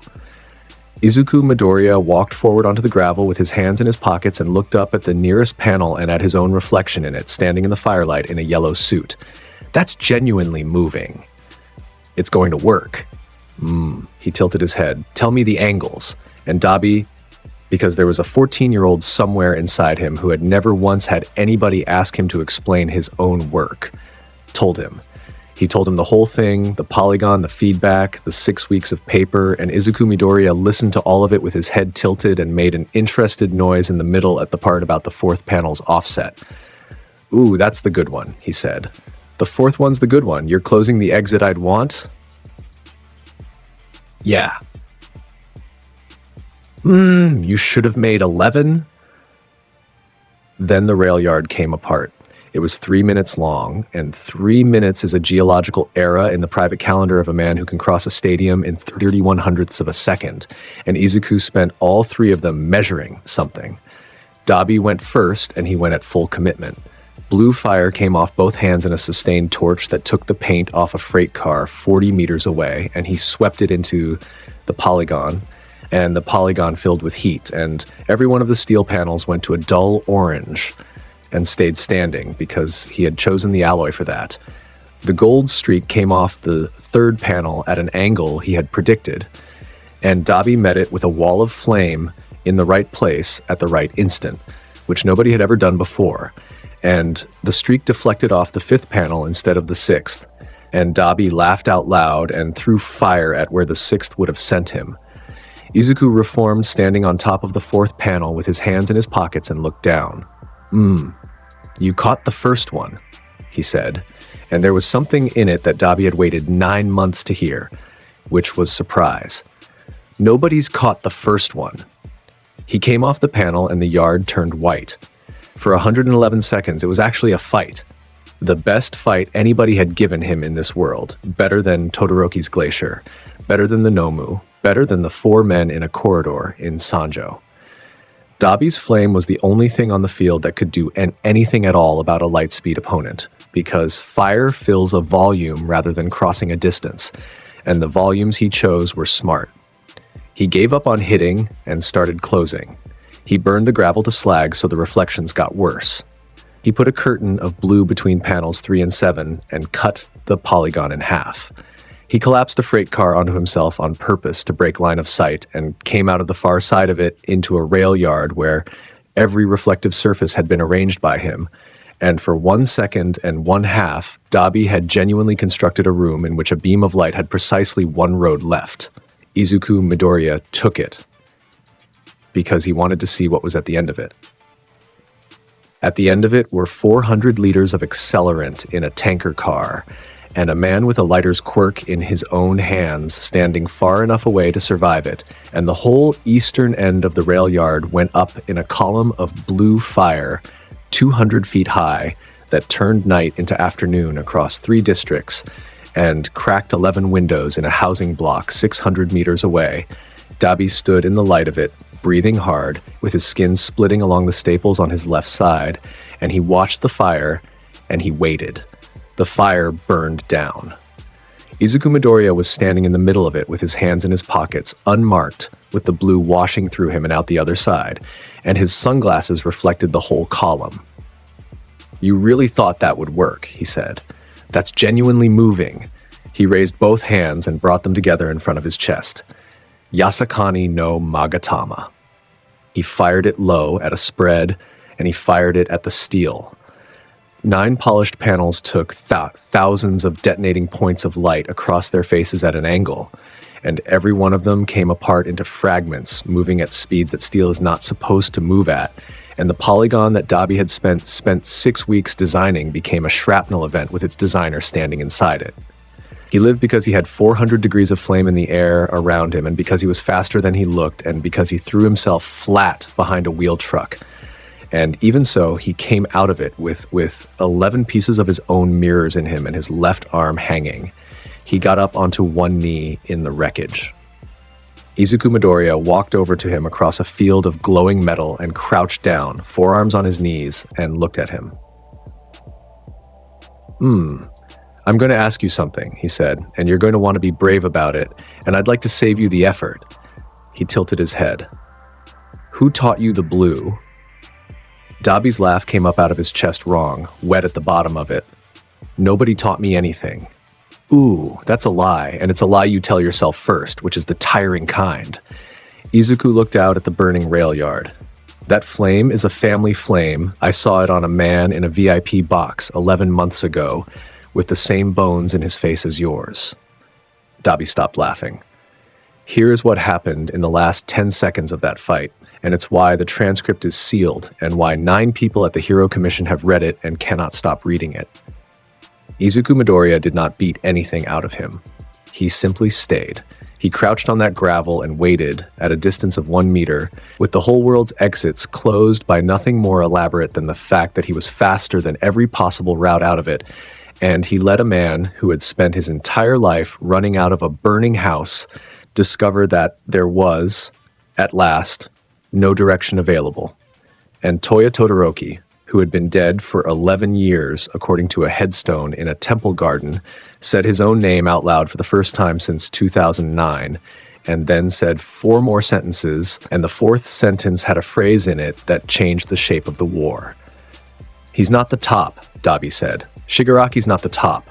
There's a man in a bed under Hosu who owns all of it, and everybody in the front thinks Shigaraki's the boss, and Shigaraki thinks it too, and he's a vessel, He stopped, because his own throat closed on it. Izuku Midoriya sat back on his heel in the gravel of a burning rail yard. He said. There it is. He didn't kill him. The pro-heroes took Dabi out of the Eastern Industrial Belt in a restraint frame with a cooling unit strapped to it, and 11 days later, a man with a fire beard sat in a hospital corridor for 4 hours without going into the room. And that is a different story that this one only touches on the way a road touches a road it crosses. The library at UA closes at 8. At 11 that night, Shota Aizawa came up the third-floor corridor because a night-duty security sensor had logged a light-level anomaly in the reading room, and he found his student sitting alone at a long table in an unlit library, providing his own illumination. That's the image. It ran nowhere and nobody photographed it, and it's the one Aizawa thinks about at 4 a.m. when his eyes hurt. An entire library in blackness and one long table with a boy at it, and a faint gold glow coming off his skin like a lamp behind a paper screen, lighting 11 open books, 3 maps, a printout of a tox report, and a legal pad covered in handwriting. Midoriya. Sensei. It's 11. Ooh, is it? I thought it was later. Aizawa pulled out the chair across from him and sat down and put both hands flat on the table, and he did the thing that good teachers do when a student has figured something out, which is to ask before the student does something about it alone. Tell me, he said, Izuku told him. He took his time. He laid it out the way he had once laid things out on a ship with a fleet in the harbor and 11 officers around a chart table. The Hasai Kai thread, the 4 synthesis boards and the 7 delivery boards, the missing doctor, the Ishikawa tox signature, the front's supply logistics, the Deku absorption, the reason 100,000 members had a chain of command that looked like a military one instead of a movement's, the 4 things Dabi said in a rail yard, and the shape that all of it made when you put it on one page. One man, old, immobile, hidden, holding 100 stolen quirks, and 100,000 people, and letting every single one of them burn in front of him while he stayed clean. This is the oldest thing there is, Sensei, said Izuku Midoriya, and there was something in his face that Aizawa had never seen on it, which was recognition. I've met this man. In another place, with another name, there's always one of him. He sits at the middle of the web, and he lets other people be the story, and everybody spends 30 years fighting the story. Aizawa was silent for a long time. You're 15, he said. 16, actually. Izuku turned a page. November, Midoriya. Aizawa leaned forward. You can't go after All for One yourself. Izuku Midoriya looked at him over the top of his sunglasses. The library was lit by the glow of him, a faint gold underlying everything, the table, the maps, the tired face of a man with bandages on his wrist. Sensei, he said gently, I know you know I can. And there it was, the whole of it, sitting on a library table at 11 at night between a man who taught for a living and a student who had surpassed the material a year and a half ago. Aizawa Shota had thought about this for 11 weeks, and he had arrived at the only answer available to him, and he gave it now. Then you won't go alone, he said. That's the part I get to have. Izuku considered him. Ooh, he said at last. All right, Sensei. Aizawa called Hawks at 11:40, Hawks called Endeavor at 11:52, and had a conversation that consisted mostly of the number 2 hero in Japan breathing. Endeavor called the Hero Public Safety Commission at 6:15 the next morning, and the commission convened a joint strategic session at the Tokyo headquarters on the following Monday with 41 attendees. 9 commission officers, the top 11 ranked heroes in the country, the police liaison, 4 prefectural chiefs, and the principals of 3 hero schools. Izuku Midoriya was in the back of that room in a yellow suit, in a chair he had taken from against the wall without having been invited. Ooh, don't mind me, he said when the commission's chief of staff turned around with her mouth open. I'll be very well behaved. He was in no way behaved. 11 minutes into the second presentation, a slide deck on front troop distribution with a great many arrows on it, he raised his hand and the room stopped. And the commission head, a woman of 59 named Aoyama who had held that chair for 9 years, said, in the voice of somebody who had already lost, yes, He presented the whole picture in 12 minutes. He did it standing at the front with his hands in his pockets and the drawl in every sentence. And he did it with nothing on the screen but a photograph of a chalkboard. And by minute 4, the room had stopped taking notes and started listening. Because there is a specific sound a briefing makes when the person giving it has given 4,000 of them. He told them the front's opening move would be medical. He told them why, that the front didn't need to kill heroes to break the hero system, that it needed to break the system's ability to hold anything, and that the pressure point was quirk suppression pharmaceuticals, because 11 hospitals in Japan manufactured, stored, and distributed the entire national supply, and because 6 of the 11 had public loading bays, he told them the strike would be simultaneous and that the response would fragment, and he told them the exact fragmentation pattern, and Endeavor, who had been standing at the back with his arms folded and his beard burning low, said out loud, "That's what I'd do." He answered 7 questions. He declined coffee twice, and when he sat down, the commission head looked at the room, and the room looked back at her, and 41 people arrived at the same conclusion at the same moment, without a single one of them saying it out loud, which was that they were about to run a war with a 16-year-old boy as a strategic asset, and that the alternative was to run it without him, and that the alternative was worse than anything in the slide deck. "Midoriya," said Aoyama. "What do you want out of this?" Izuku Midoriya thought about it. He gave her the courtesy of thinking about it. I'd like to go back to sleep," he said. "I've been awake since March." He was right about the hospitals, and he was right on the 16th of April at 2:41 in the afternoon on a Saturday, and being right 11 days early is what saved 4,000 people. The Paranormal Liberation Front hit 6 hero hospitals inside a 100-second window. Jaku General, Chiba Central, the Ishikawa Research Annex, Nagoya East, Fukuoka No. 4, and the Kamino District Clinic. 9 combat teams, 3 warp users, and 11 high-end Nomu with augmented regeneration and no capacity for anything but forward. They were expected at 4 of the 6. The commission had pre-posted heroes at 4 sites out of 6, because Izuku had told them the pattern, and because he had also told them, in the same voice, that 100% coverage was a fantasy, and they should choose the 4 with the most inpatients rather than the 4 with the most inventory. For 11 minutes, it worked. Endeavor held Jaku with 9 sidekicks and a wall of fire 11 stories tall. Mirko went to Chiba Central through the roof and came out of it 4 minutes later with 3 Nomu behind her and one of her legs in the wrong shape and a smile on her face. Best Genist took Nagoya East and closed it like a fist. Then Fukuoka No. 4 reported structural failure, and the report was 2 minutes old before it reached anybody, and Kamino stopped transmitting entirely, and the whole board went to pieces, exactly the way a boy in a yellow suit had drawn it on a whiteboard 11 days earlier. Izuku Midoriya was on a rooftop in Musutafu when the first call came, eating a rice ball, with the wrapper still in his left hand. He looked out at the city. He said. "Here we go." He covered the distance between 3 of the 6 hospitals in the time it took the first incident report to reach the commission's floor. Fukuoka to Ishikawa is 911 kilometers by road. He did it as a line of gold that bounced off the underside of the cloud layer, and 4 separate flight controllers in 2 prefectures logged an unidentified high-altitude luminous transit at 2:44:11 and again at 2:44:11, the same second, at both ends. Ishikawa first, because Ishikawa was the annex with the compound in it, and he wanted to know who came for it. He arrived in a loading bay with 11 front members in it, and he was gone from that loading bay 4 seconds later. And the report the responding heroes filed used the phrase, "no survivors among the armed personnel." And then, in a separate paragraph, noted that the 4 unarmed logistics staff of the front's team were found sitting against a wall with their wrists broken and their weapons removed and no other injuries at all. He made that distinction in 4 seconds at lightspeed, in a room with 11 moving people in it. That paragraph is taught now. There's a module about it. Kamino second.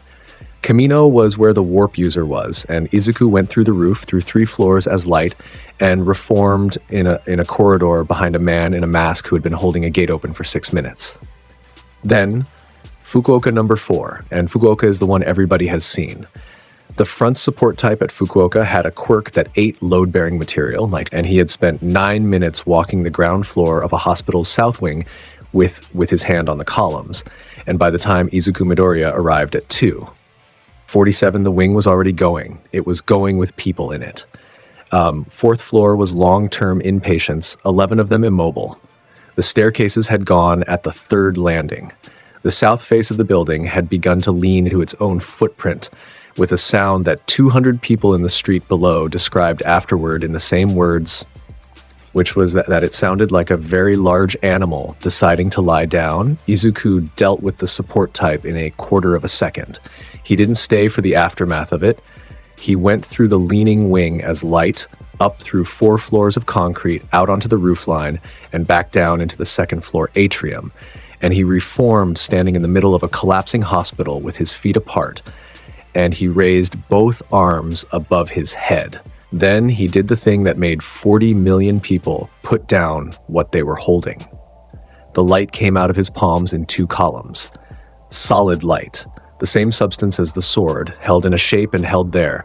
2 pillars of gold going up out of his hands through the ruined 2nd floor ceiling and into the underside of the 4th floor slab, and the slab stopped moving. It stopped moving. 1,100 tons of reinforced concrete in the middle of failure came to rest on 2 columns of light, held up by a 16-year-old boy standing in a hospital atrium with his sunglasses on and his jacket buttoned. The news helicopter got there 90 seconds later and put it on air live. And that is the picture. That's the one that hangs in the lobby of the Hero Public Safety Commission now, printed 4 meters wide. A boy in a yellow suit in the wreckage of a hospital wing with both arms raised and gold pouring out of his hands into a ceiling that should be on the floor, and behind him in soft focus a nurse in green scrubs pushing a bed with an old woman in it out through a hole in the wall, and behind her another one, and behind her another one in a line long, 11 long. He held it for 9 minutes and 40 seconds. He talked the whole time. That's the part that comes up in the interviews with the staff, that the boy holding their hospital up made conversation. He asked a paramedic whether the 4th floor was cleared. He told a first-year nurse who had frozen at the bottom of a stairwell that she was doing very well and that she should take the left corridor and count doors. When a doctor named Iwase came past him at a run with a child in his arms and shouted a question, Izuku said, take your time. I've got nowhere I need to be," in a voice like warm bathwater. And Dr. Iwase said afterward that his own pulse dropped 11 beats in the middle of a building collapse. At 2:57, the last inpatient came out. At 2:57 and 9 seconds, Izuku Midoriya let the columns go and became light and left through the roof, and the south wing of Fukuoka number 4 came down behind him into its own footprint, and the dust went out across 4 blocks, and there was nobody inside it. 0 deaths at Fukuoka, 411 people out of a building that came down. Endeavor watched it on a sidekick's phone at the Jakku perimeter with his own arms burned to the elbow after 4 hours in the field. And he stood there holding somebody else's telephone in a hand that was still smoking, looking at a boy hold up a hospital, and the number 2 hero in Japan didn't say anything for 11 seconds. His sidekicks had never seen that happen. One of them said later that she thought he was going to cry and then realized that he was doing something worse, which was thinking about 11 years of a training program he had run in a house with too many rooms. The hospitals were Wave 1, and Wave 1 ended at 3:11 in the afternoon with the front's medical operation broken and 9 of the 11 high-end Nomu down. Wave 2 arrived at 3:19, and Wave 2 was 1 man. Tamura Shigaraki came out of a warp gate at the southern edge of the Musutafu commercial district and put his hand on the road. Here is what decay had become. It had been a touch. It had been a thing that traveled up the arm of whatever you grabbed. Kyudai Garaki had spent 4 months inside that young man's body with instruments and stolen quirks and all for one's own list of upgrades. And what came out of the operating theater in March was a quirk that no longer required contact with anything, that propagated outward from him in a spreading front through whatever material it found, At a rate that a person cannot outrun, he put his hand on the asphalt of a 4-lane road, and the asphalt went. It went in a circle, and the circle widened, and it kept widening. It crossed the road and took the curbs and got into the drainage and went down into the storm system and came up through 9 manhole covers on the far side of the block. It reached the first building at 4 seconds, and the building's ground floor stopped existing, and the 11 floors above it came down into the space where their support had been. It reached a park at 7 seconds, and the park went grass and soil and root, and the 400-year-old Zelkova in the middle of it, all of it turning to a gray, nothing that moved like water, going out with the tide. At 11 seconds, the disintegration front had a radius of 211 meters, and there were 9,000 people inside the evacuation cordon's projected path. And the sound of it, this is in every account, was a sustained hiss with a rumble under it, like surf, like a very long train.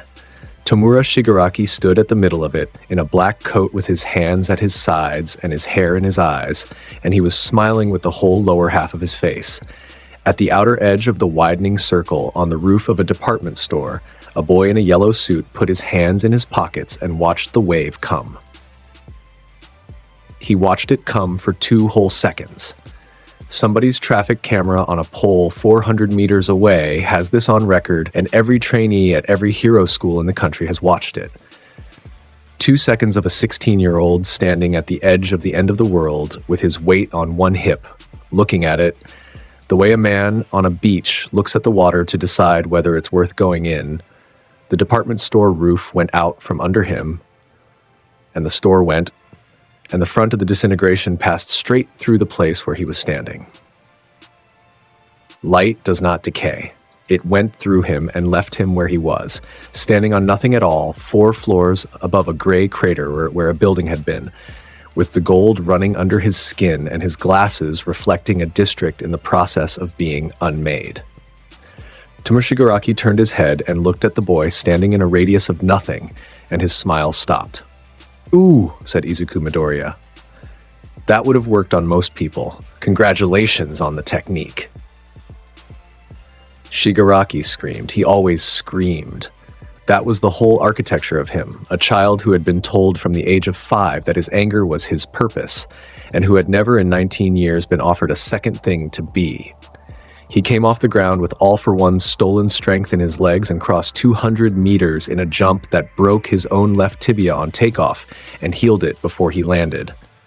And he came down on the place where a boy in a yellow suit had been standing, and he came down through gold light onto a girder. It was the longest fight of Izuku Midoriya's life in this world. It went 9 minutes and 11 seconds, and it moved through 11 city blocks, and it took the top 9 floors off a bank tower. And the reason it took that long is that Tomura Shigaraki was at that point the single most durable thing on the surface of the planet. Everything Izuku did landed. That's the strange thing to read in the reconstruction. Every single strike connected. The finger lasers went through him at the shoulder and the thigh and the ribs, and the lightspeed strikes put him through 400 meters of commercial frontage and once through the base of an overpass, and Amano Murakumo came out of Izuku's fist at 324 and took Shigaraki's right arm off above the elbow at the same angle it would later take an old man's, and every time the body knitted. Regeneration stacked on top of all-for-one's stolen store of it, layered 4 deep, fed by a quirk factory of a chassis that Garaki had built to be exactly this, a thing that gets up. At 3:31, Shigaraki caught him. Nobody expected that, least of all Izuku. It happened because Shigaraki stopped trying to hit him and started using all-for-one's arsenal properly, and one of those quirks was air cannon, and one of them was a search quirk, and one of them, the 9th one he pulled, put out a burst of localized electromagnetic disruption from the center of his chest that made the light in Izuku Midoriya stutter. It was a 1/5 of a second. In that 1/5 of a second, the boy had a body and a hand made of stolen strength closed on his left forearm, and decay went into him. It got 11 centimeters up the arm before he became light again and pulled out of a grip that was holding a solid thing. He reformed 40 meters back on the roof of a parking structure and looked down at his own left sleeve. The cuff of a new yellow suit was gone.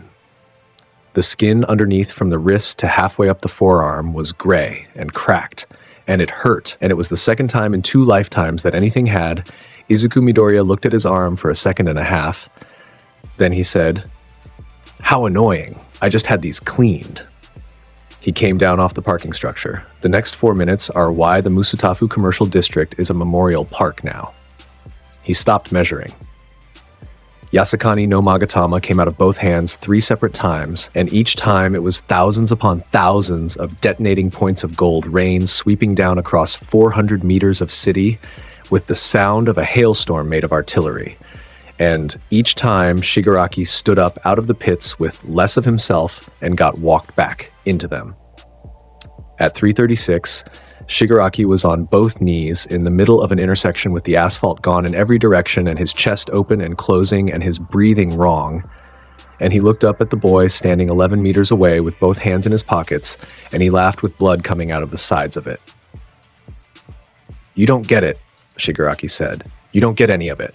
You think this is about," he hauled a breath in, "this society is a lie, it's rotten all the way down, everybody who's on top of it got there by stepping on somebody like... It deserves this. It deserves every... Ah." Izuku Midoriya tilted his head 15 degrees. "You're trying to make this mean something. That's kind of you." Shigaraki stopped. I'm not angry," said Izuku. "Anger takes effort. This is just math." He took his hands out of his pockets. "You're right about a great deal of it, you know? The world is unfair, and the people at the top of it mostly earned less of it than they'll admit, and somebody hurt you when you were small and nobody came. I've heard that speech in 2 worlds now, and it was true both times." He raised both hands. "And you've turned it into 9,000 people in a cordon in a hospital with no roof, so it stops being a speech and starts being work for me. I've done this before. You know, it goes the same way every time."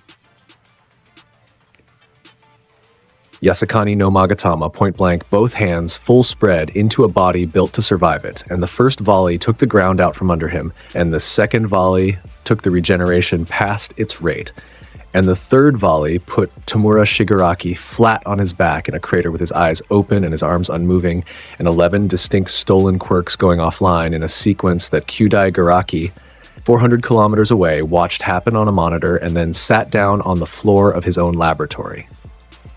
Izuku Midoriya stopped it down. He stood over him for a moment, and he checked, and the man was alive. That was on purpose, and the reasons were the reasons of somebody who had spent decades in an institution, because a dead 19-year-old with a philosophy becomes a poster, and a poster becomes 100,000 more of him, and because the front's second and third tiers would fold around a leader in a cell in a way they would never fold around a martyr in the ground. He looked around at 11 blocks of a city that had ceased to be a city. "I'm going to need at least 2 forms for all of this," he said. Then the light changed and everybody in the district looked up, and Wave 3 began. Hosu Prison, the deep facility, the one under the prison, the one with 11 layers of restraint and a warden who had 11 staff and no visitors, had gone dark at 3:04 in the afternoon while every pro hero in Japan was at a hospital. There is a security recording of the moment. It runs 9 seconds and it shows a corridor, and then it shows a corridor with a hole through 11 meters of steel reinforced wall, and then it shows nothing because the camera is in the hole. All for One came up over the ruins of the Musutafu Commercial District at 400 meters and stopped there in the air. He was enormous. He was 100 and something years old, and he was wearing black armor and a mask with vents in it, and something that had never quite decided whether it was a body or a collection. And he hung in the sky over a gray crater with his hands loose at his sides and the accumulated weight of a century of theft coming off him like heat off a road. He looked down at Shigaraki in the crater. He looked at the district. Then he looked at the boy standing in the middle of it, in a yellow suit with a gray left forearm and his hands going back into his pockets. "Oh," said All for One, and the word carried the weight of a man doing sums and arriving somewhere. "I see. Izuku tilted his head. "You're the one who built all of this. You're very young. Ooh, you're very old. We're all something. All for One laughed, and it was a genuinely delighted sound, and it came out of 11 speakers worth of chest, and the air over the district changed. Pressure, weight, the specific heaviness that comes off somebody who's been in the apex of a world for longer than most of its buildings. He fired 8 quirks at once: air cannon and spring-like limbs and rivet stab and search and kinetic booster and hypertrophy, and something that turned 100 meters of the sky into a lens, and one more that nobody has been able to name from the footage. All of it converging on one point of air 400 meters below him inside a fifth of a second. The point of air was empty. The convergence took what was left of a department store's foundation and turned it into a hole 11 meters deep. Izuku Midoriya was at 300 meters above him, upside down. "Ooh, you should have run when you had the chance," he said. "Now neither of us gets to." The fight that followed is the reason there are 4 separate documentaries. It was aerial, and it covered 9 square kilometers, and it lasted 6 minutes and 11 seconds, and it was the hardest fighting Izuku Midoriya had done since A Wall by the Sea in a world that had a different sky in it. All for One was brilliant. Nothing in the reconstruction is more important than that, and every trainee who watches it comes away with the same lesson, which is that 100 years of experience is its own kind of speed. He never once tried to be faster. He worked in volumes and probabilities, throwing quirks into the shapes of the sky where a light speed opponent would have to be at the end of a reflection, and 11 separate times he was right. And 11 separate times, something enormous went off in the exact place Izuku Midoriya arrived at. None of it caught him, because arriving and staying are different problems. Izuku used Yata no Kagami 26 times in 6 minutes. He bounced off the glass curtain wall of the bank tower, off the underside of a news helicopter's rotor housing, off a water tank, off the polished granite of a memorial, off a flooded street, off the chrome of an overturned bus, and each bounce printed a scorch mark shaped like a footprint on whatever it touched. And the 12th bounce took him off the outer face of a communications satellite in low orbit and back down into the atmosphere at an entry angle that put him behind All for One's left shoulder, 11 hundredths of a second later, out of a piece of sky that nothing in the old man's arsenal was fast enough to have been watching. He fired the sword there, Ama no Murakumo. It came out of his fist as an extruding line of solid white that condensed as it went and stopped at 2 meters, so bright that the whole district lost its shadows for the duration. And he brought it down through All for One's left shoulder, and out under the arm went. It went with the armor and the sleeve and 11 layers of tissue that had spent a century producing stolen quirks. And it fell 400 meters and hit the crater floor 40 meters from where Tamura Shigaraki was lying, and All for One made a sound. It came out through the vents in the mask.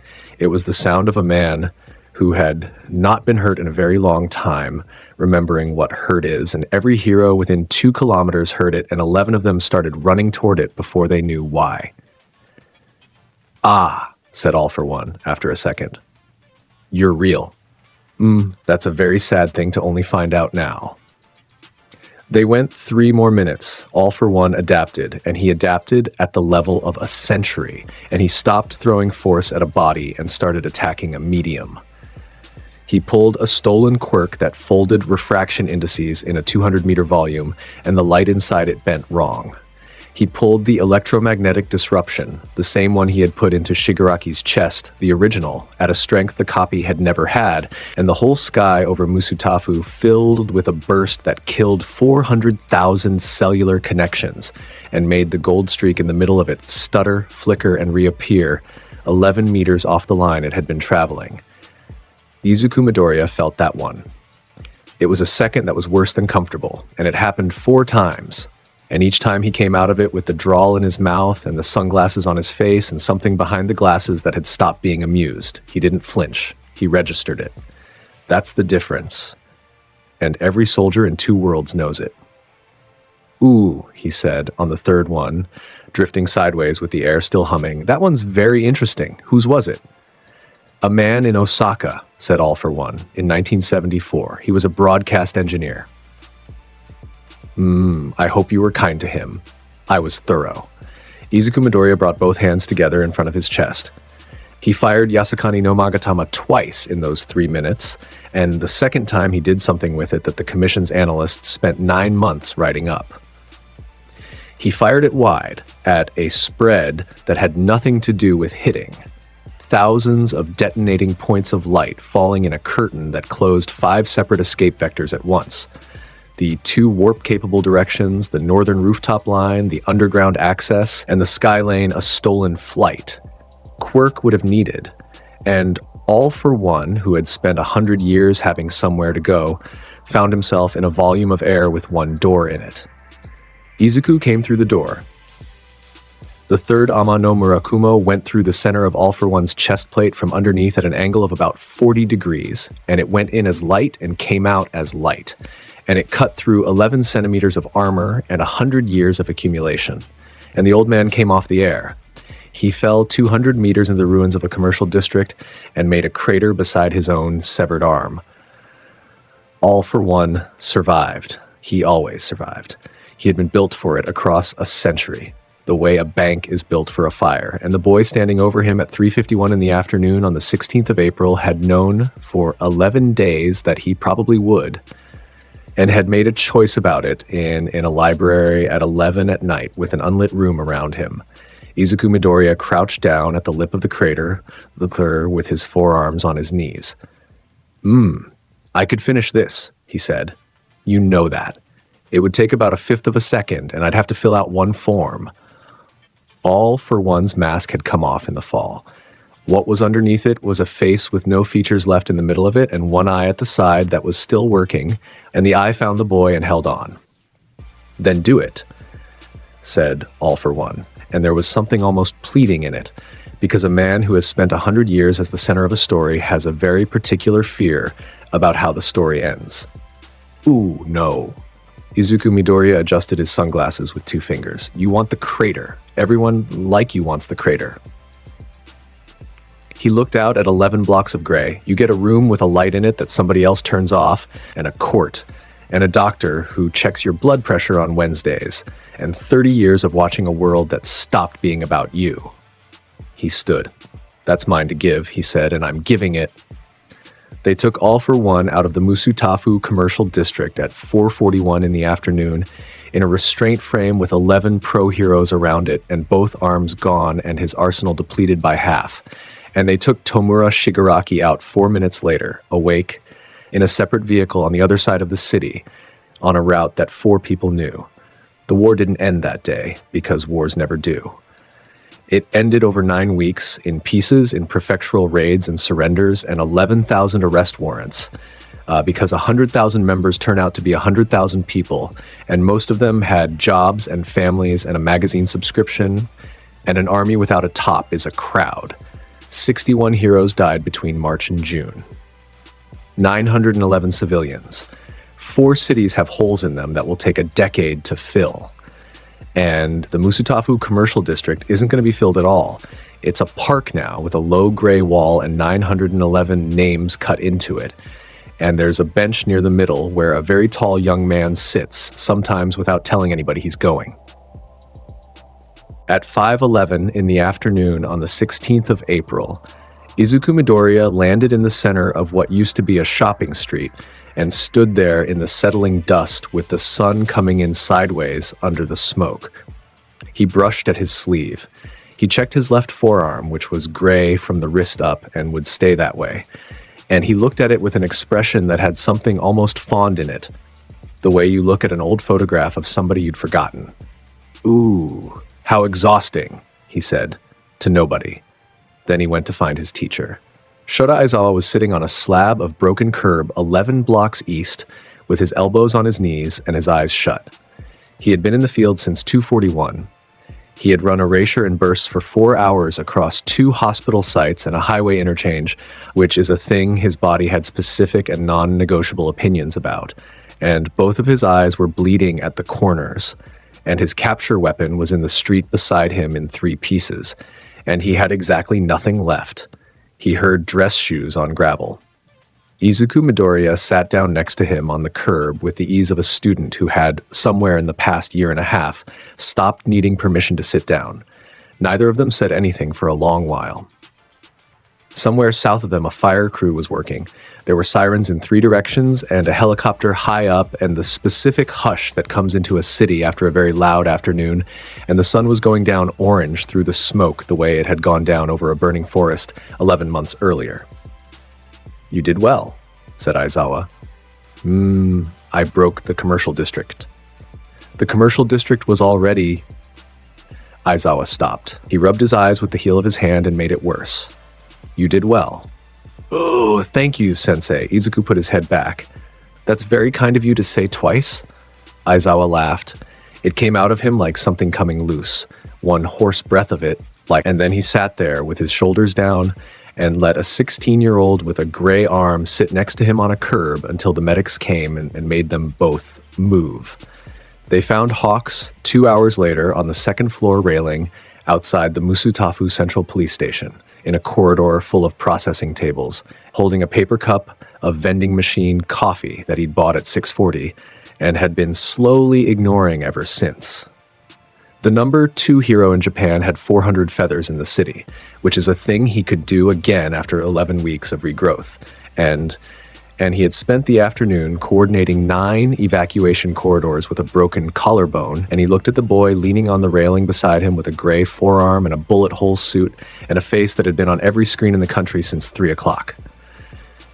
"You're going to be the strongest pro hero in Japan," said Hawks. "You know that." That sounds like a lot of paperwork." "It is." Hawks turned the coffee cup on the railing. "It's the paperwork, and it's the interviews, and it's a commission liaison in your office who reads your mail. It's your face on the side of a bus. It's people expecting you at things." He looked out at the lights of a city with a hole in it. "It's every kid in every prefecture looking at you and deciding what a hero is." Izuku Midoriya looked at the coffee. He looked at the city. Out at the city. "I'll think about it," he said. The letter came to UA 11 days later in an envelope addressed in pencil to the tall one in the yellow suit, UA High School, Musutafu, and it got there because a postal worker in the mountain prefecture knew exactly who that was and had cried at her sorting table. Izuku read it standing at the classroom window in the late afternoon light with the sleeves of his uniform pushed up, and Uraraka reading over his shoulder without pretending she wasn't. "I watched the news. I saw you hold up the building. My aunt said you shouldn't have done it alone, but I think you knew what you were doing. I still kind of hate heroes, but you are probably okay. From Koda." P.S. The forest grew back a little. Izuku Midoriya read it twice. Then he folded it along the crease the boy had made, and he put it in his breast pocket, which is on the left side, over the place where his heart is, in a suit that has a bullet hole in the shoulder from a loading yard in Sanjo, and a soot stain down the left sleeve from a rail yard in the Eastern Industrial Belt, and a hand-shaped smear on the lapel from a burning mountain 11 months ago, put there by a 6-year-old with wet hands who grabbed on and cried from the stomach. He has never had that stain cleaned. He has been offered 3 times by 3 separate people, and every time he has tilted his head about 15 degrees and said that he likes it where it is. The school year came down the way years do, in a long slide of ordinary afternoons. There were 9 funerals in 11 days, and Class 1A went to 4 of them together in their uniforms. There was a memorial assembly where Nezu spoke for 6 minutes and said nothing about the boy in the third row from the back. There were exams, which happened anyway, because institutions are the only things in this world with more endurance than an admiral. And Izuku Midoriya sat his second-term finals with a gray forearm and came first in every subject except modern literature, where he came 4th, because he had written 1,100 words arguing that the protagonist of the assigned novel should have simply left, and his teacher had marked it down for insufficient engagement with the text. He framed that one. It's on his wall. The dorm hallway got loud again around the middle of May.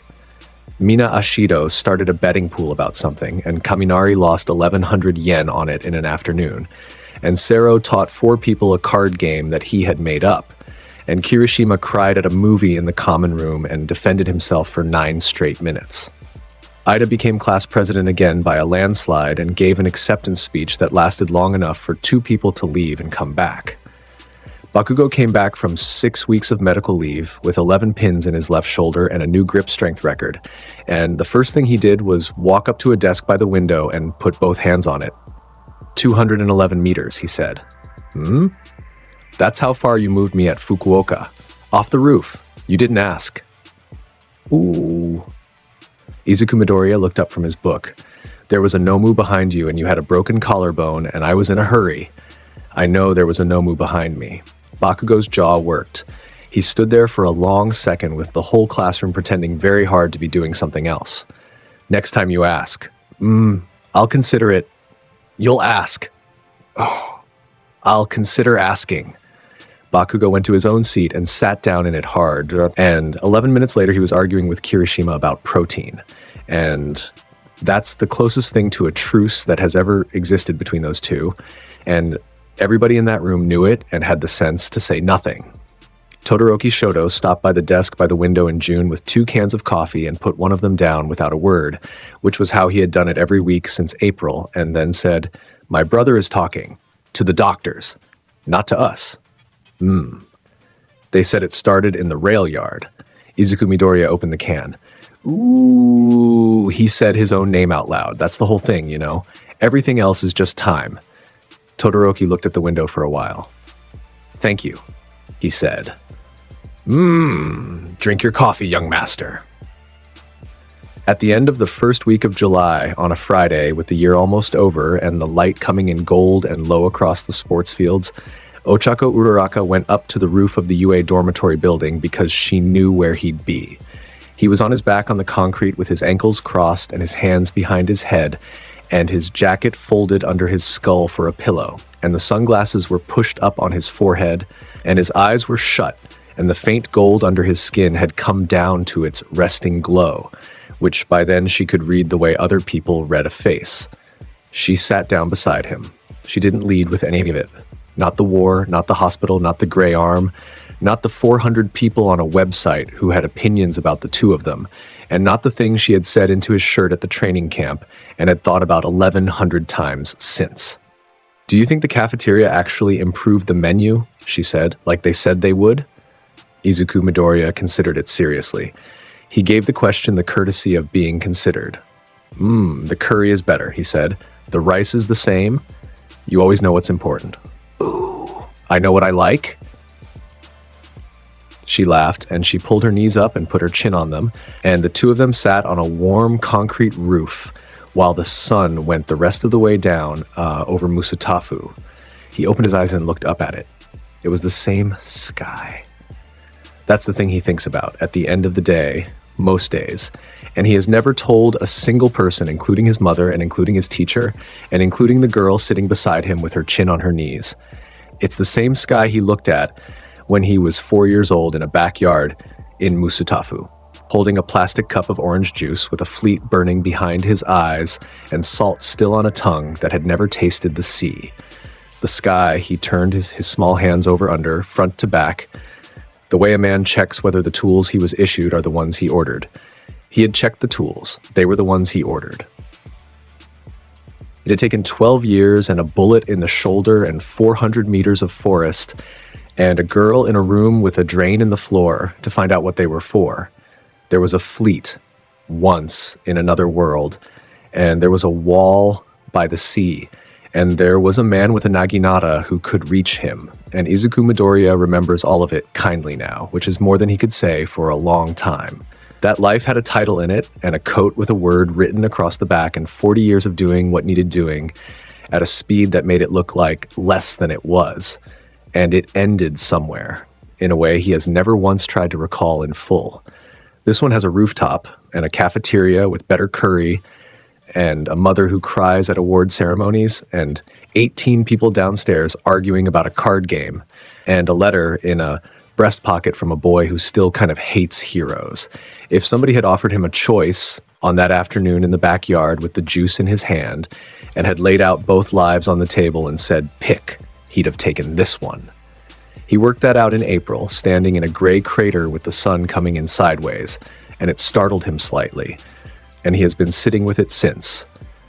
The city lights came on across the district in a slow line, the way they do, block by block. And one of the blocks stayed unlit because it's a park now. Izuku Midoriya tipped his head back against his folded jacket and yawned behind his fist, and the gold in him dimmed the rest of the way to its resting glow, so that anybody looking up from the courtyard would have seen only 2 students on a roof, and one of them slightly warmer than the evening.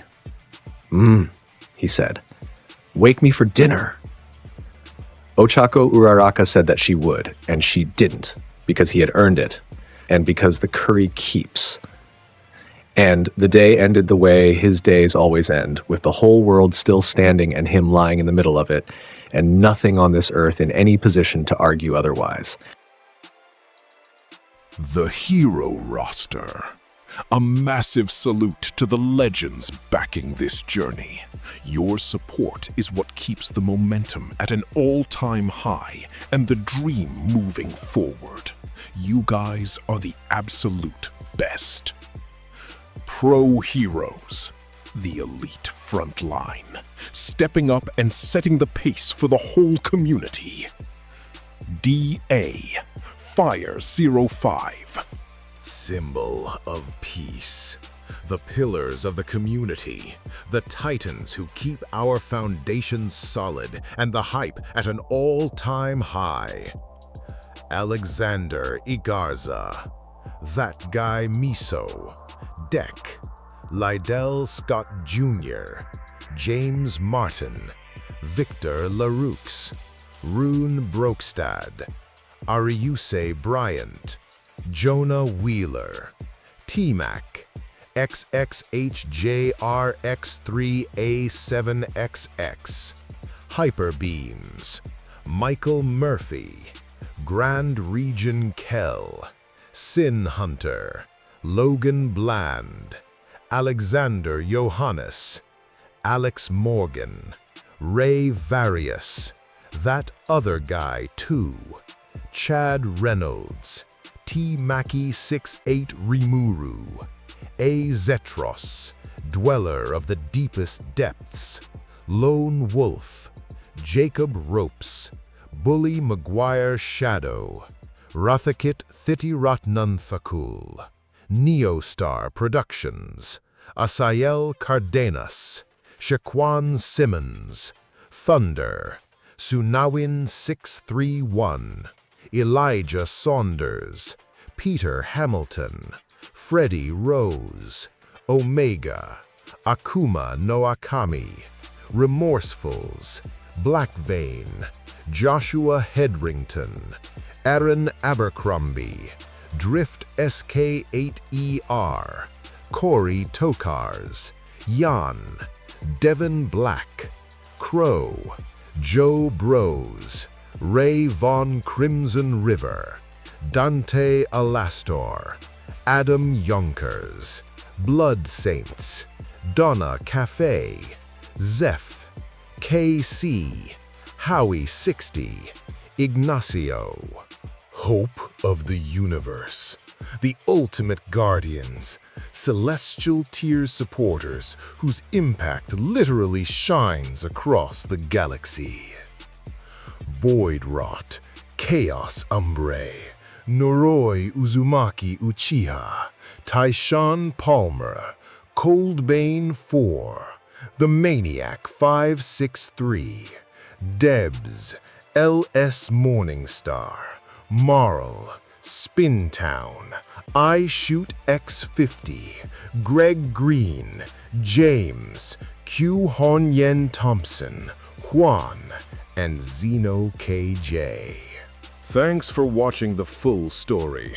If you enjoyed this one, hit subscribe and turn on notifications so you don't miss the next one.